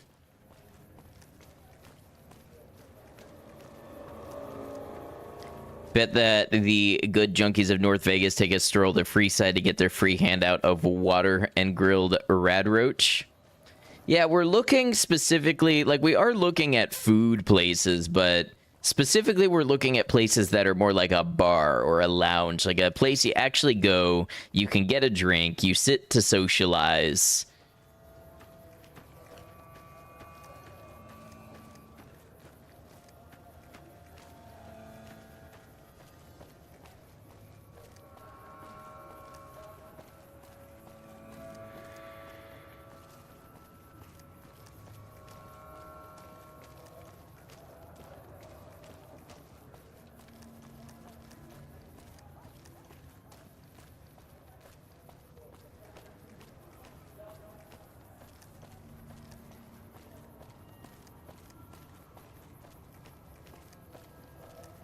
forget where the entrance is to West Vegas.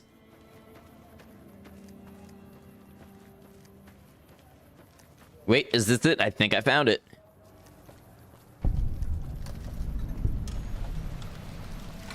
West side, here we go. Could have gone through the sewers, didn't feel like it. Oh, interesting, there's another Smitty's here. Howdy. That's it, that's the howdy. That's the howdy. We always went back and forth debating who it is. Is it Easy Pete? Is it the doctor in Jacobstown? But it sounds like it's Judah Krager. You don't strike me as someone down on... Unless it's reused between multiple characters.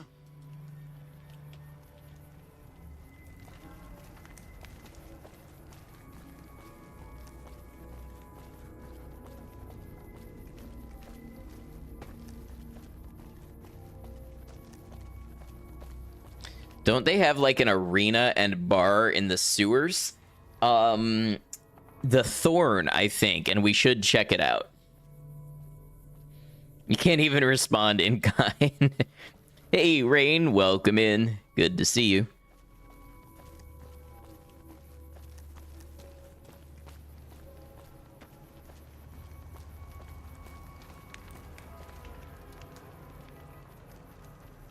So we have Klamath Bob's Liquor Store. Another callback. Klamath being... Is that Fallout 1 or 2? Okay, so this place does not seem to sell alcohol for consumption on premises. Therefore, I cannot qualify this one as a bar. However, maybe they supply somebody in the area.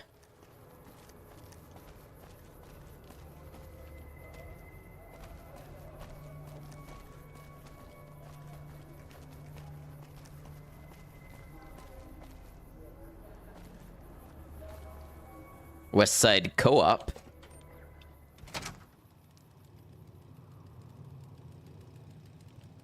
I'm impressed with how it's maintained, but once again, not a bar.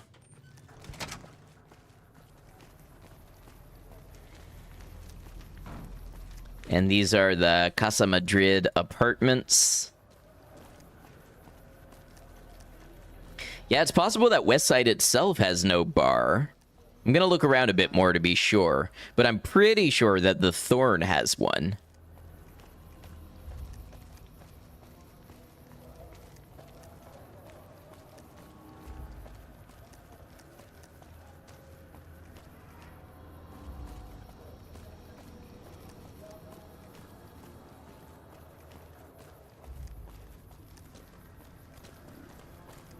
What is this? Oh, North Cistern. Okay, that's the sewer.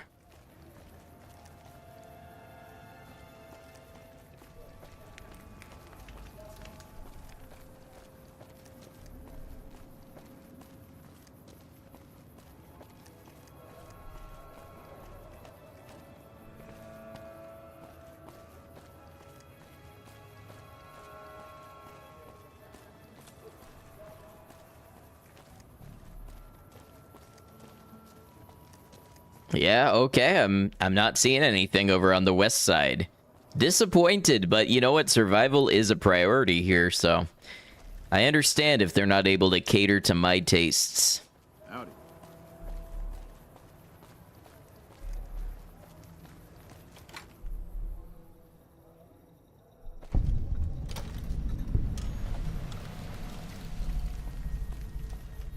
Maybe we'll find one out here before we enter the Thorn.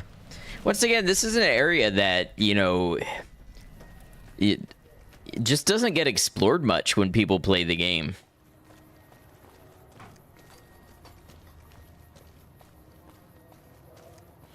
I think had it been fleshed out a little bit, it might have become more of an attraction. I almost wonder if there are any mods that make like some of these buildings enterable and add maybe some minor faction NPCs or something out here. That would be very cool.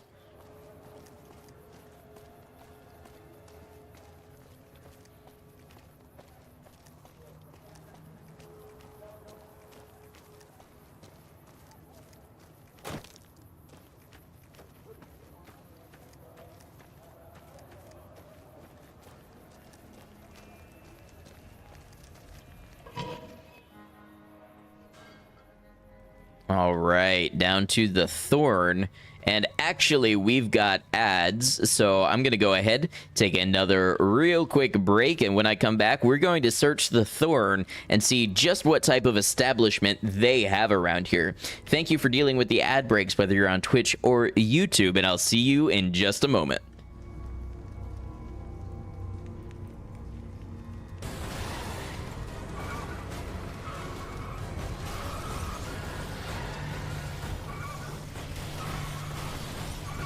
Wow, I am really good at being a vehicular menace. Nice disarm, thank you. Disarm or disarm?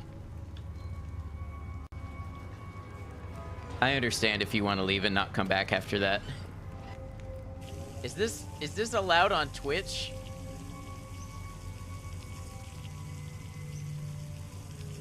Is there benefit to this? Oh, I'm all drained. Oh, and yeah, that's poop. That is poop.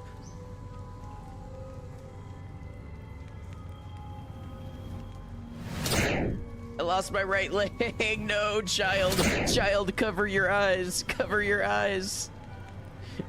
Do not let this be the last thing you see of me. Hold on.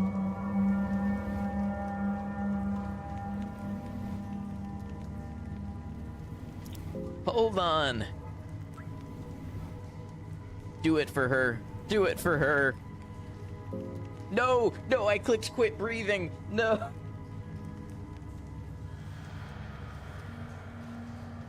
What the hell is this game?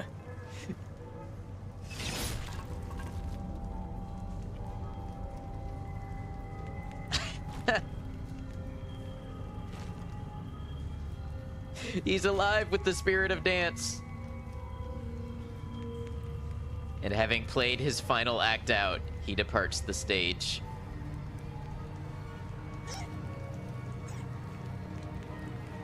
Kind of cute. Oh no. Oh no. He's gonna do it.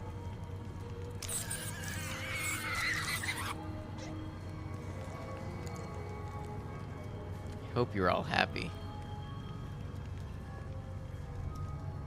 Every stream is a dying stream if you're bad enough.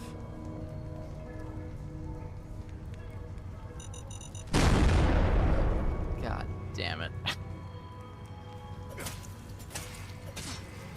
Okay, is everybody in this room dead except for me?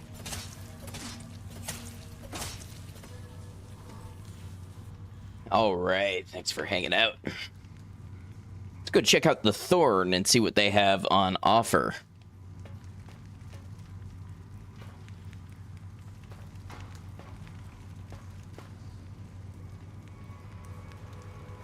I could have sworn they had something here.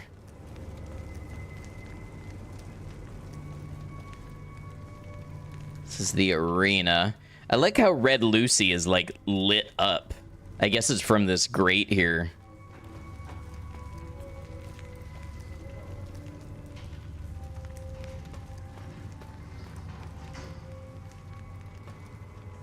So those are the cages. This has got to be an entrance, right? Yeah, that's the sewers. I always get lost in this part of the game.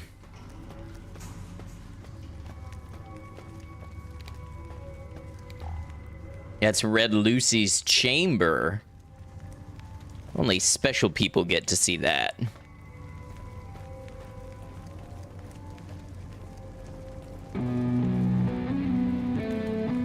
Hey, Derby City David, great to see you. I took a break from Twitch for a while. Good to see you are still on. Hey, welcome back. I totally get it. Sometimes it's good to take a break from this sort of stuff, but it's really good to see you back. And anytime you feel like coming back, you are more than welcome. I hope things have been good for you in the meantime. I'm on a little less. I don't do the long, late hours that I used to do. I do more like 3 to 4 days a week instead of 4 to 5. But I like to think that we, you know, get a lot out of the time that we do spend on here. Yeah, I'm not seeing any sort of bar.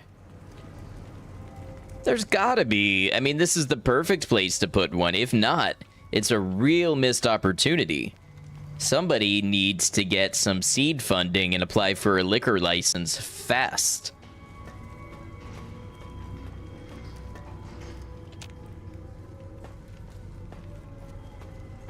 I'd be absolutely amazed if there's not a place to drink here.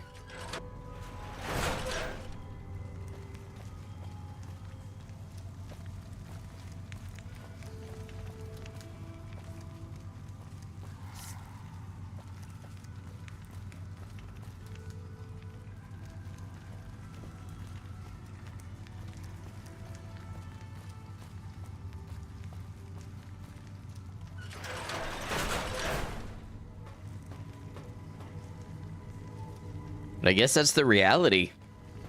New Vegas. Paradise? My ass. I love how many of the characters share the same voice actor.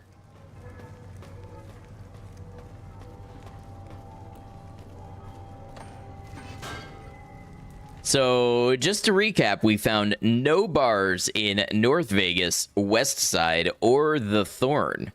And I was really hoping one of those places would have something interesting for us to show off.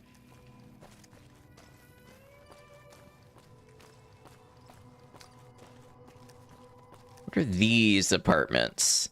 I feel like I have only seen these like a couple of times the entire time I've played this game. Probably because they're all boarded up. You can't interact with anything, so it doesn't make a lot of sense to come back and visit them.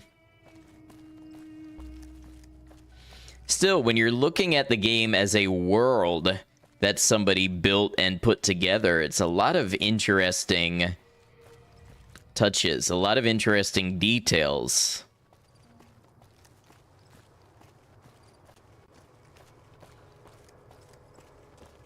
These are the Monte Carlo suites. Oh, and a Summer Springs boarding house. See, there's all sorts of little lore bits that I would never have known if I didn't stop to look at all of the buildings and everything.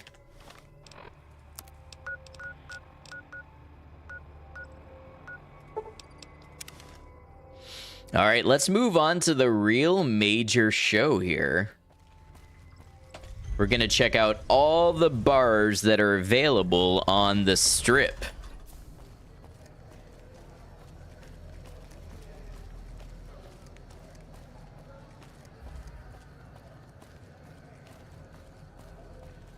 Don't think it would be a good idea to introduce drinking with that many armed men. You know, the rest of the Mojave seems to be doing it. Yeah, but, you know, between that and the betting on the animal fights, it's probably true. You'd have people shooting each other. You'd have people shooting the animals so that the animal they bet on doesn't lose. Yeah, it's probably not a good idea.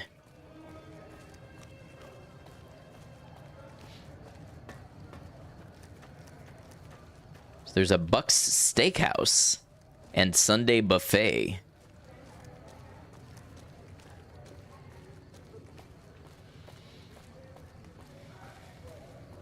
Not what we meant by a round of shots. And yet.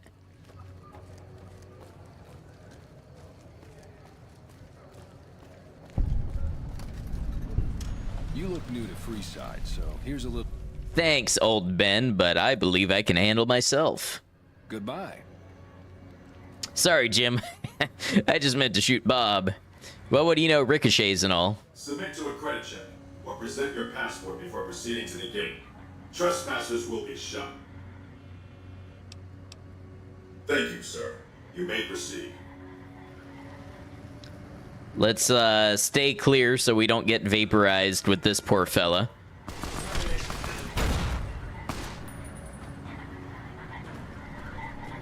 Unauthorized entry detected.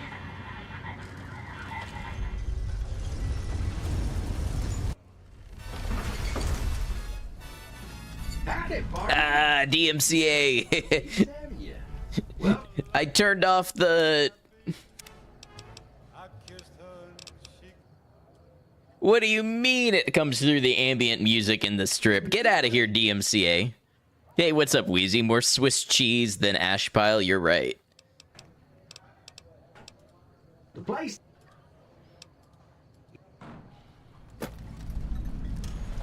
That's it. Keep moving.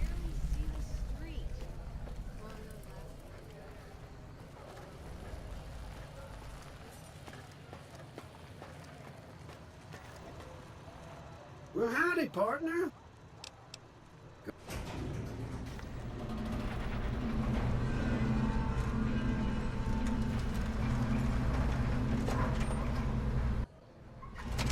Trying to relax and mentally prepare yourself for a job interview tomorrow. Hey, you've got it. Good luck with the interview. Yeah, going into it relaxed is definitely good.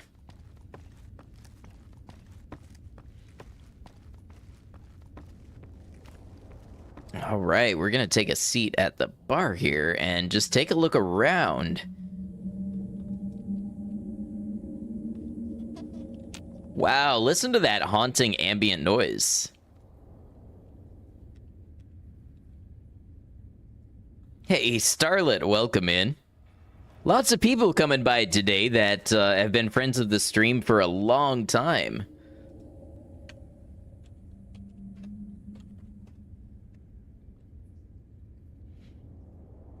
All right, so this is the bar of the Lucky 38. And I just gotta say, the vibes are kind of rancid somehow. If the other bar was a place to drink in the company of ghosts, this one feels like a place to drink and be haunted. How goes the games? We winning? I would say we're winning. We're doing a series where we casually go around New Vegas and we look at the different dining and drinking establishments and rate the vibes and see where we would like to sit down and have a drink and where we might stop on our highway of life. So right now we're at the Lucky 38, and to be honest, there's just something kind of sinister about this place. It's well stocked. You know, no problems here. Cigarettes, drinks, food, anything you want. They've got it. Plenty of space.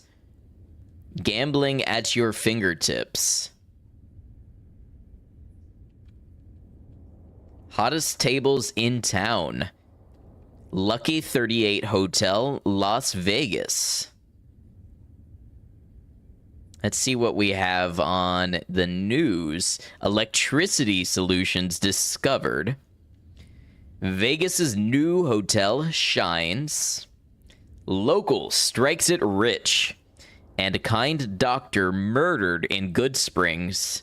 Town citizens shocked. For a driver position with a non-emergency medical transport company, sit down with the company owner tomorrow. If you get it, it starts at $17 an hour. Hey, very nice. I hope that you do get it. I know you've been driving for a while, so if that's a step up for you, then I hope it works out.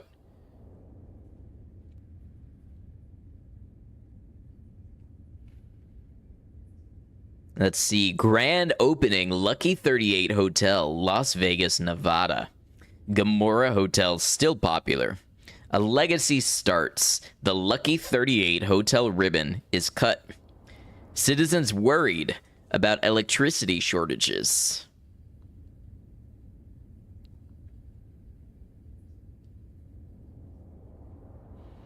Maybe in its heyday, this was a place to be, but even if you are the lucky one, the chosen one, who gets invited into the Lucky 38, I have to say, don't let your guard down. There's something off about this place. Yes, Wheezy, I did see the first episode, and I like it. I think it's going great. As a New Vegas fan, I am happy. I think the Fallout TV show is doing great things, so I'm looking forward to the weekly releases. What's interesting about the Lucky 38 as a bar is it's got the bar. So we can see the bar from here. That's us in the distance. But then it's got the VIP lounge. Quite exclusive place. Here we can find the golden boxing gloves. Perhaps a trophy for an athlete past. Would be cool if there was some really high-end alcohol that you could only get in the VIP areas. Looks like somebody was taking their work with them to the bar.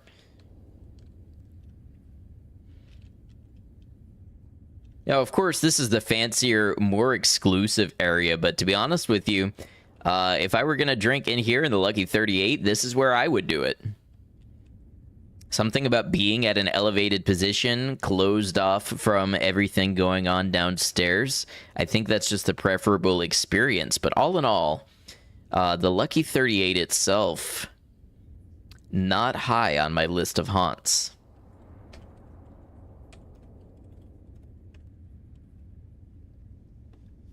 But that's not all. What's that squeaking noise?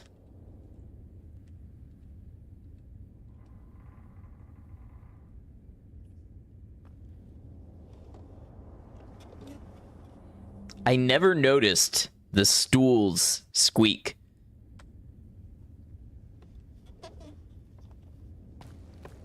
Interesting, huh? Be advised, the Lucky 38. Where to, partner? I guess we have to go to the penthouse, but that's...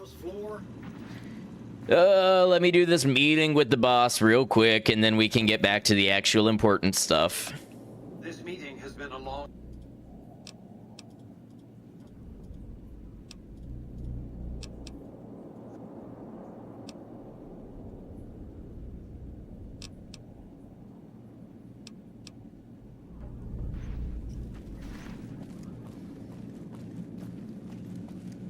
Welcome to the Vegas.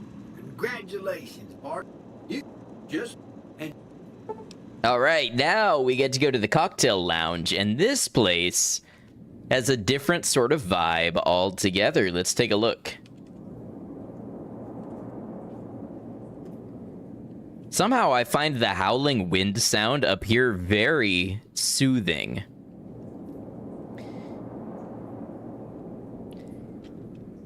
Somehow it is just as lonely as the main bar of the Lucky 38, but in a different sort of way. Down there, it feels like you are haunted, like you're mired in the spirits of the past. But up here is where you go when you want to be alone and you want to feel as though you are the last person on Earth, yet above it all. Let's see what they have on tap. Dunwich Irish Red, Horowitz Lager, Dirty something or other brown ale,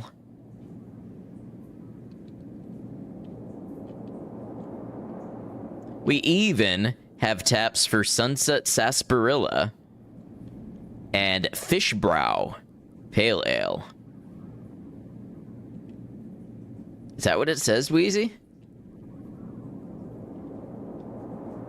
That looks like an A, but I just don't know what word that would be. Maybe it is. Also, of course, we have to point out the snow globe back here. Somebody's been looking for that for a long time.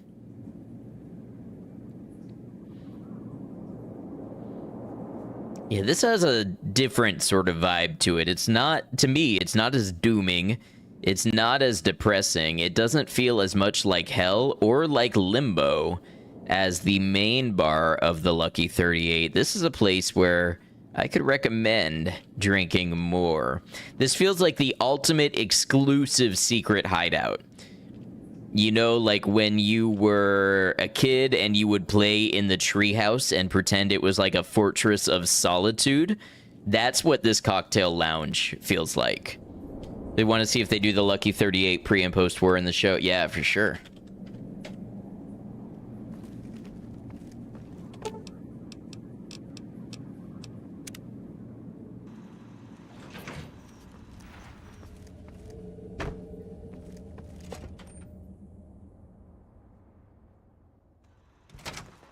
Hey, you there. I have a message. Of course you do. Someone's coming out of the 38. What? Are you serious? I gotta see that. Yeah, famous food reviewer coming through. I'm just that important. Hey, no one but a... Do I even have any holdout weapons? Probably my Silence 22. Yeah.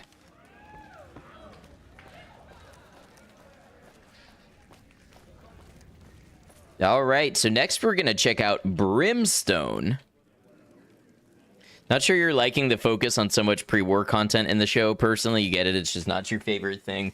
There is an argument that pre-war stuff is not really Fallout, because Fallout is, you know, about what happens after the war, but at the same time, it is about how, you know, war never changes and all of that stuff. So there's arguments for and against, but I don't know. It feels to me like they're setting up for what they want to do in the next Fallout game, and they're trying to establish some pre-war lore. War lore.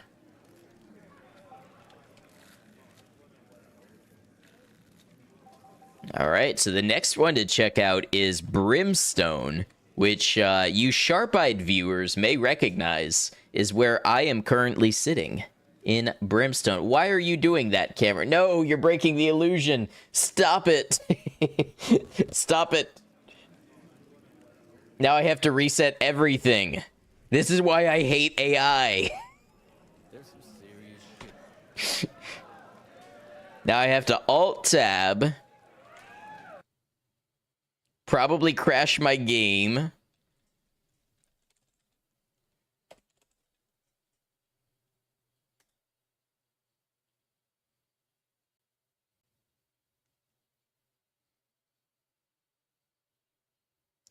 AI-controlled camera. Nobody told you to zoom out. Nobody told you to pan over.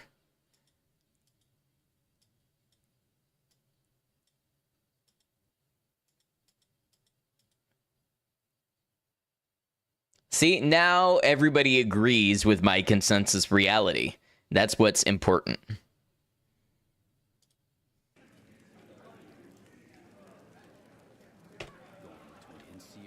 As I was saying, this is Brimstone, where I am currently joining you from. Lest you knew the show and the game were trying to keep some distance from one another, but would not be surprised if there is some collusion. I believe Todd Howard just said that Fallout 5 is going to be set in a way where the events of the show are canon. So they are, like, what's happening in the show will be influencing the events of the next Fallout game.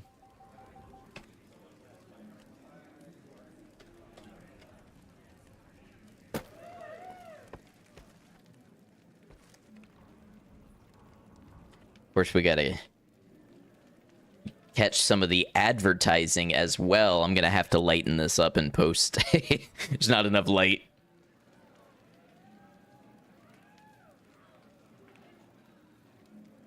Games with free cams, by the way, absolutely a gift to content creators. More free cams, more photo modes. Let's have it all, please.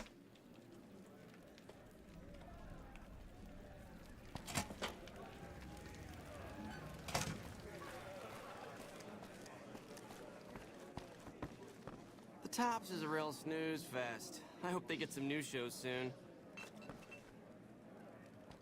There have been statements that, as you said, the show would be canon lore and that the next game would be built on post-show. Yes, exactly.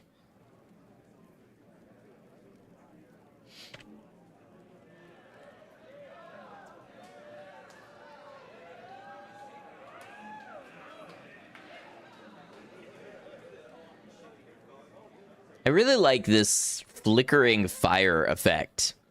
It's something that you don't really pay a lot of attention to normally, but I like it a lot.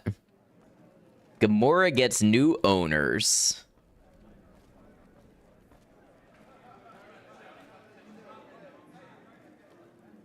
Residents splattered on Bison Steve roller coaster tracks. I have never seen this.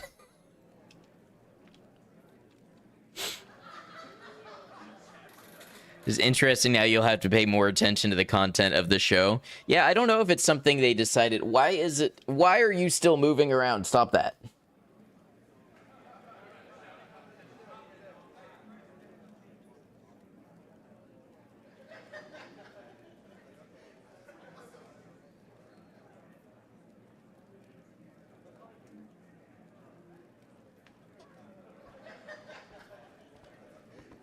Hey, best of all, good to see you. Looking for a good time?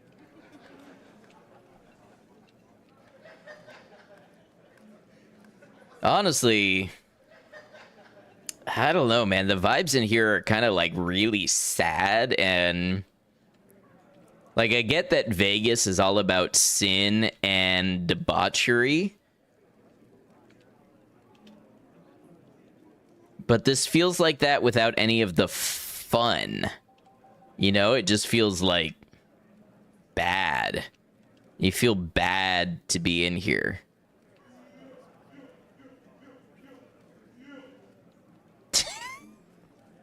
I love that chanting in the background. This is the stuff you never hear if you don't turn the music off. Been away for the longest time. Oh, it's all right, best of all. I've seen you around. And you know what? Even if I hadn't, no worries.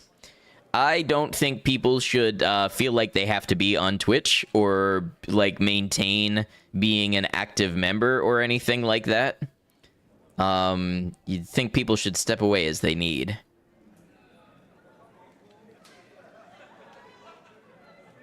About as much life in her as that bartender.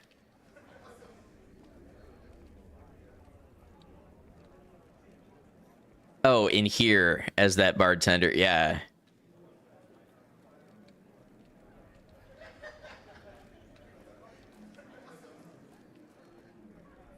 Yeah, I don't know. It's sad. It's depressing.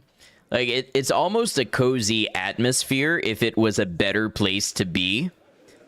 But it feels like, I feel like they should have called this place Gehenna instead of Gamorra, because it kind of just feels like a trash pit of eternal rot. So my final ranking on this place is 2 out of 10.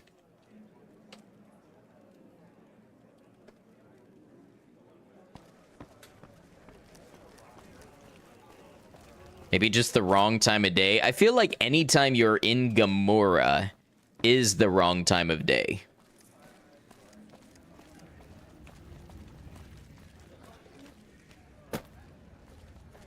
Fiends are bad for business. NCR.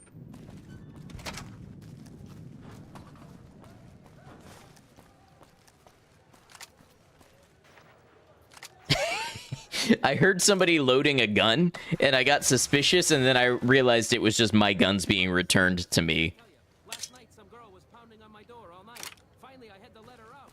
I think if they had added more NPCs milling around, it would have probably been better. Then again, it was probably done this way because of engine limitations.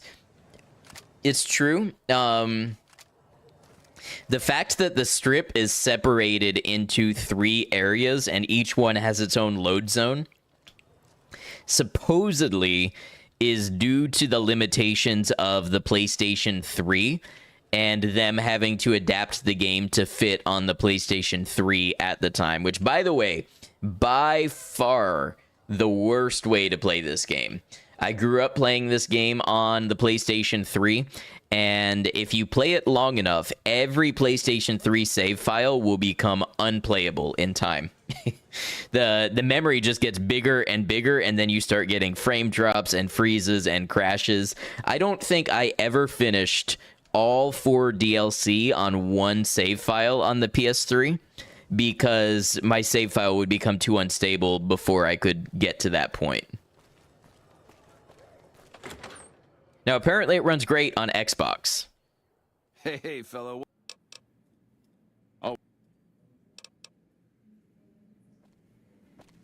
Hello.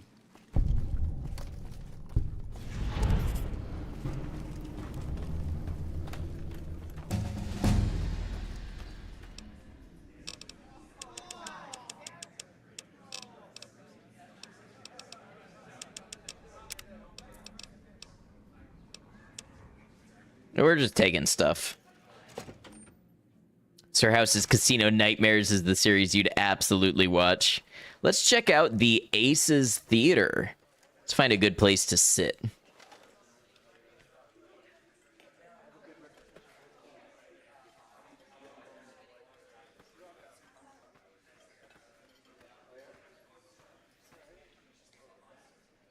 Honestly, decent little bar here. Check out the tap. We've got all the same stuff on tap that they offer at the Lucky 38. So not struggling, not lacking on the competition. Got a decent amount of people in here. It feels lively. It could use some better lighting. I feel like maybe that's just a New Vegas thing in general. The lighting tends to be pretty dingy. But, you know, if they just lit this place up a little better, it would feel a little more homely. But we've got a variety of seats around these individual little tables with ashtrays. Obviously, it is all smoking section. And then we have, we've got some booths over here. Couple that with entertainment. Let's see, do we have a microphone? Do we have a sound system? We've obviously got stage lights. I don't know where the sound system comes from. I'm not seeing any sort of PA.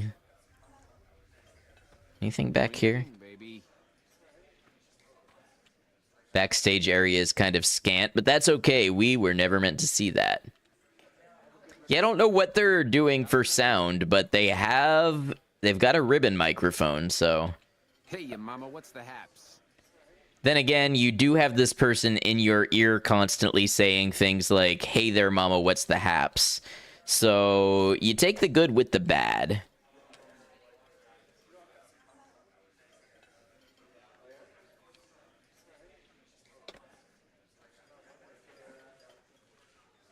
Get a little picture of ourselves for the road. Hey. Not bad. Pretty decent place. You can see why it attracts a lot of people on the strip.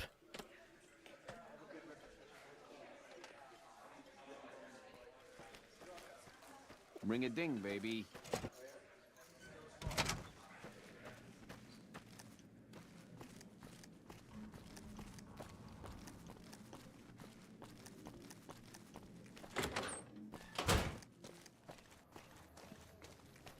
Now we have the Ultra Lux. The Ultra Lux.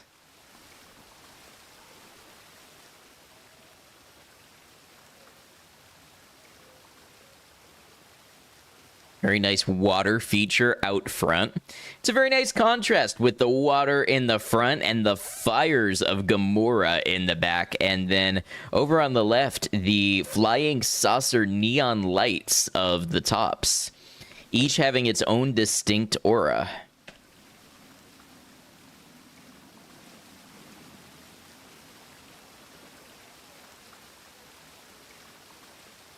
But what is that in the top left of my screen? I can't zoom in on it, but I swear it looks like a pair of arms or a pair of legs or something. It looks like maybe my character model's arms.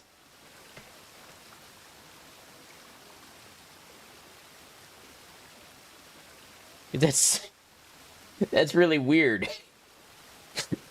It looks like the arms of my character model. Maybe I need to zoom out some.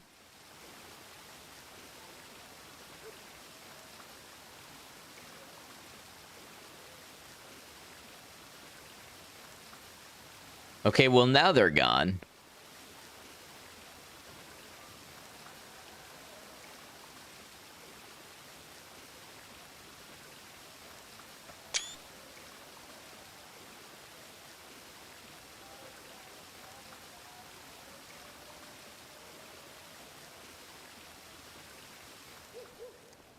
I feel like we will finish up this little series today.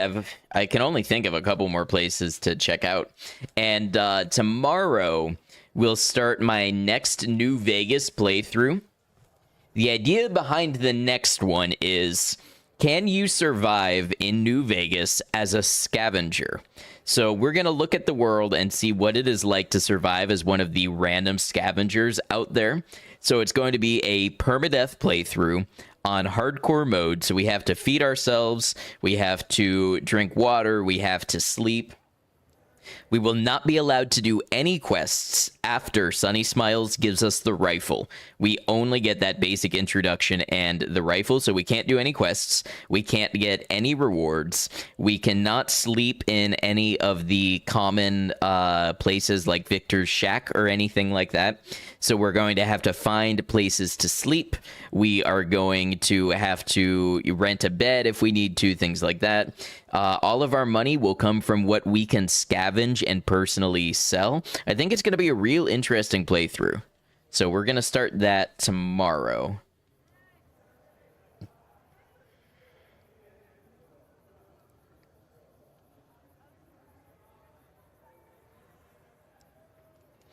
Permadeath, and you have to feed, hydrate, and adequately rest yourself. Impossible!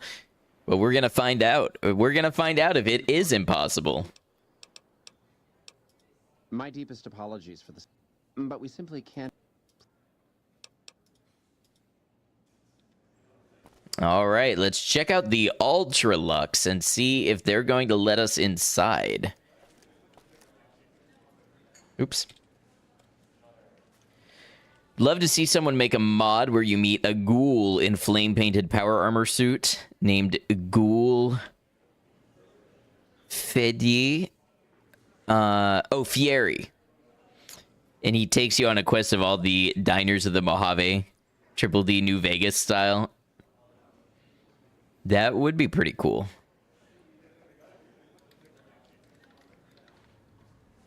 Just getting some establishing shots.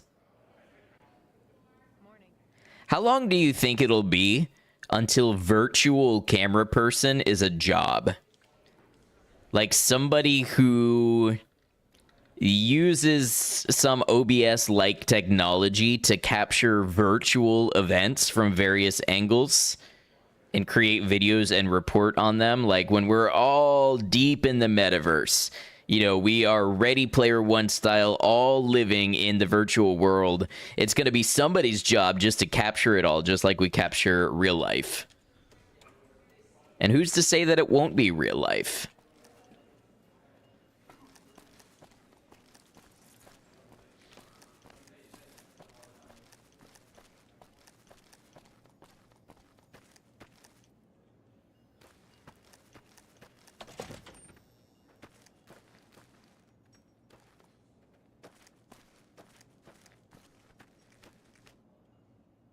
Ah, the Gourmand.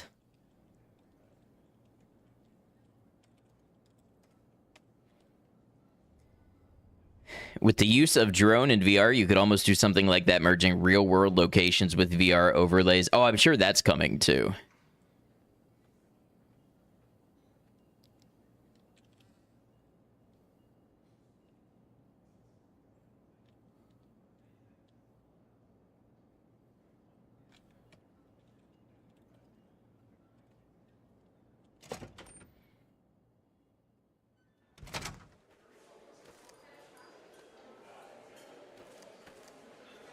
Now this is fancy.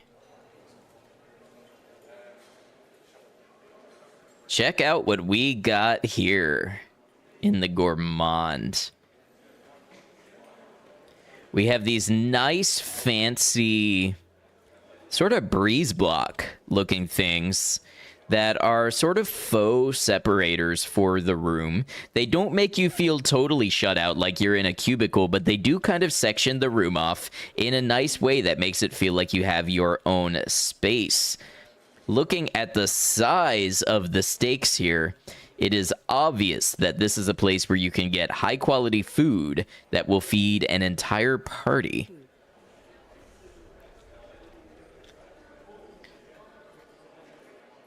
Some would argue that the lighting and decor is a little gauche, but at the same time, it wants to make an impression with its elegance. This is an exclusive space, after all. We find here fine Brahmin tallow candles, the likes of which are made only by one small custom shop in all of the Mojave. Morning. The masks lend an air of mystery, anonymity, yet elegance. And don't you worry, just because they have their big fancy steaks doesn't mean you can't get a creme musube. Got Sunset Sarsaparilla Scotch sodas. Haven't seen steaks like that since seeing videos of Texas steakhouses that feature a 72-ounce steak. Okay, you said 72 ox steak, and I know you meant ounce, but imagining the steak that would be made from 72 oxes is very interesting. Or oxen, rather. Sorry, I used the wrong plural. And, you know, it looks like the average person can get in here, too, as we have people that are in fairly basic wasteland settler and caravan outfits. They're not in the patched skin and patched leather outfits, but not everybody is dressed up in black tie or white tie. So it seems if you work hard, if you prove yourself in the harsh business world of New Vegas, even you can find a way into the gourmand and enjoy one of their renowned steaks.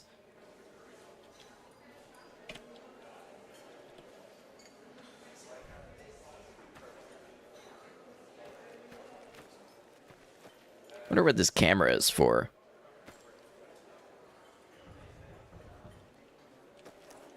Check out the decor in here.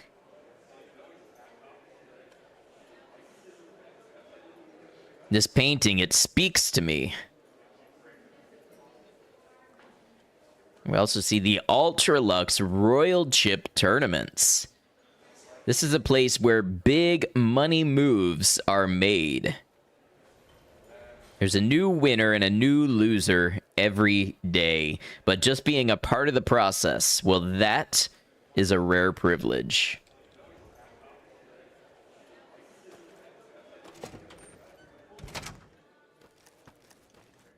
Does that mean as a scaver, are you going to maybe find or buy a suit when you've made enough so you're well dressed enough for this place? Maybe. I think one of the goals is going to be make enough money to get into the strip just from scavenging.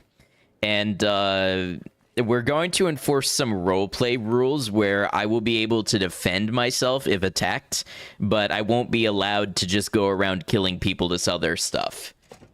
So, like, if I'm on the road and I get attacked by raiders, I will obviously defend myself, but I'm not going to be, like, sniping people from a distance and taking their stuff and selling it.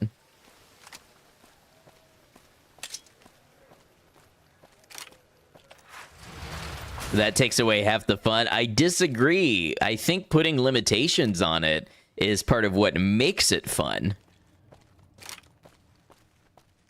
And we want to see what it's like for the hardworking, honest, straightforward scavenger to survive. All right, now I'm curious. I don't spend a lot of time in Vault 21. I'm curious if they have a bar. A vault tour here. I feel like they had something like a rec room that would serve as one.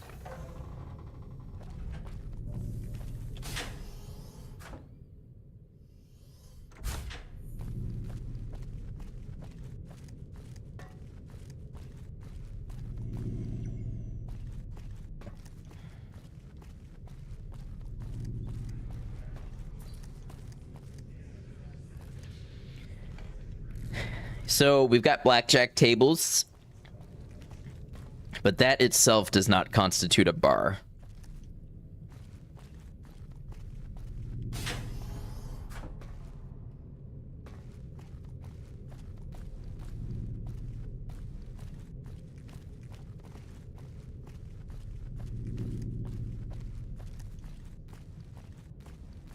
I think these are all rooms for rent. I always forget how labyrinthian this place is. I mean, it's a full vault.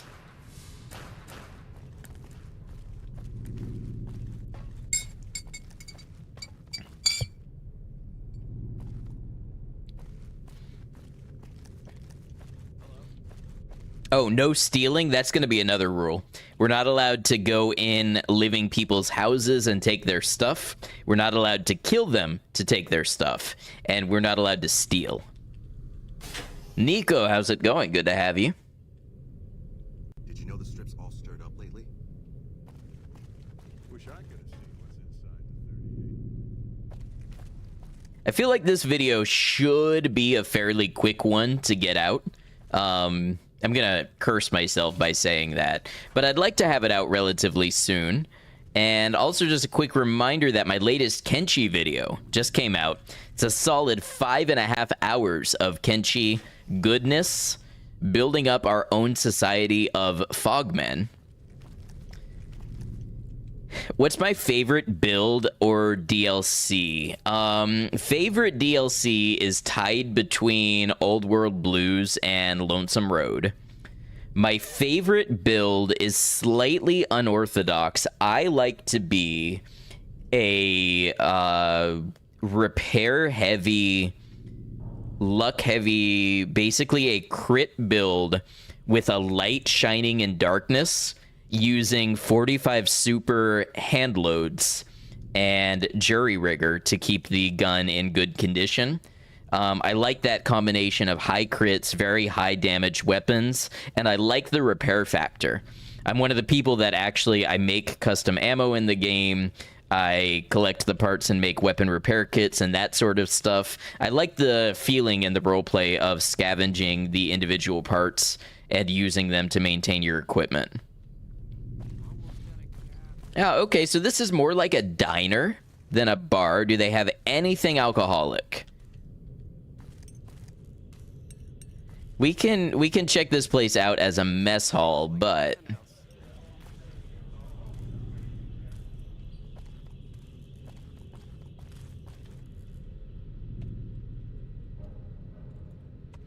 do a repair heavy, survival heavy, agility high, endurance high, intelligence high, luck high. That gun with long carabine, hunting shotgun, and medicine stick build. Okay, so you just got all kinds of the damage output and everything. Everybody knows you dump charisma and put high points into intelligence and luck, of course. Superman Soup, welcome in. So yeah, we'll get some establishing shots of the Vault 21 mess hall. Wow, that man just demolished that plate. Wait, nope. He got another one. He went back for seconds, folks. You see, this is the type of abundance that most in New Vegas can scarcely dream of, but it's possible here in Vault 21. Looks like we got Salisbury steak, maybe. We have your favorite brands. We have Nuka-Cola. We have Sunset Sarsaparilla. Got some bowls of noodles. Some seeds, some potato, a lot of cram. A lot of cram. A lot of coffee. We like to do here what we call a cram and coffee. See, the cram stops you up really bad. And then the coffee just knocks it all loose. It's the best way to stay regular and basically clear out anything from your system. Better than a Radaway, better than a Fiery Purgative.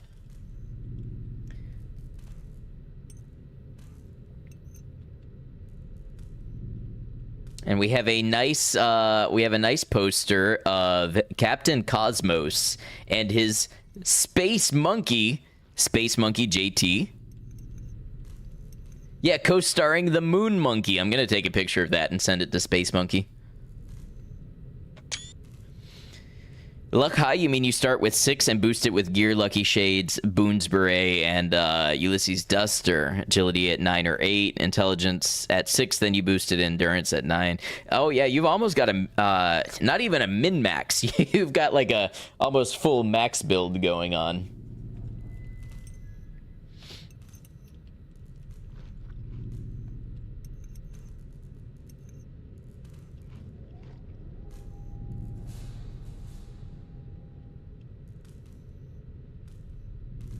They used the same art in Fallout 4 for the Captain Cosmos Creation Club pack. Interesting. See, I usually go out of my way to avoid Creation Club stuff, so I don't usually know anything about that. Also, what's up with this radio?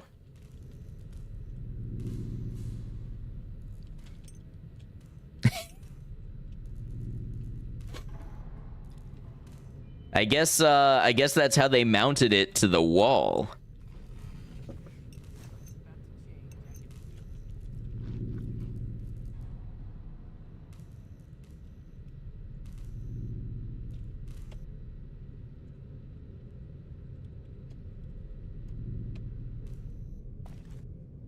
Hey. Well, all right. I think that's as many establishments as I need to see to put together a little list for a video. So I think we're gonna go ahead and wrap up here, and I'll start putting that video together, and I'll let you know when it's out. And tomorrow, about the same time, I'll be back for the Fallout New Vegas scavenger build. So once again, that is no quests aside from Sunny Smiles. That is no stealing, no killing except in self-defense. Have to scavenge and sell stuff to purchase all of our needs. And try to get enough money to get into the New Vegas Strip with Permadeath and Hardcore On. We're going to start that tomorrow. So if you like New Vegas and you're looking forward to it, please do consider subscribing or following if you're not already. We're going to go ahead and save here, and we'll wrap up.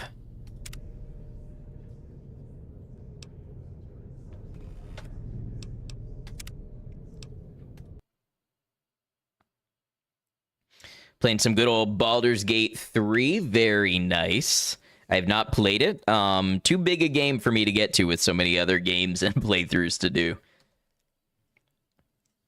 All right, as usual, we're going to close YouTube first. YouTube, thank you for being here, whether you were here live or you caught the VOD. I appreciate you, and I hope you enjoyed this New Vegas Bar Vibe review as much as I did, and look forward to the video coming out.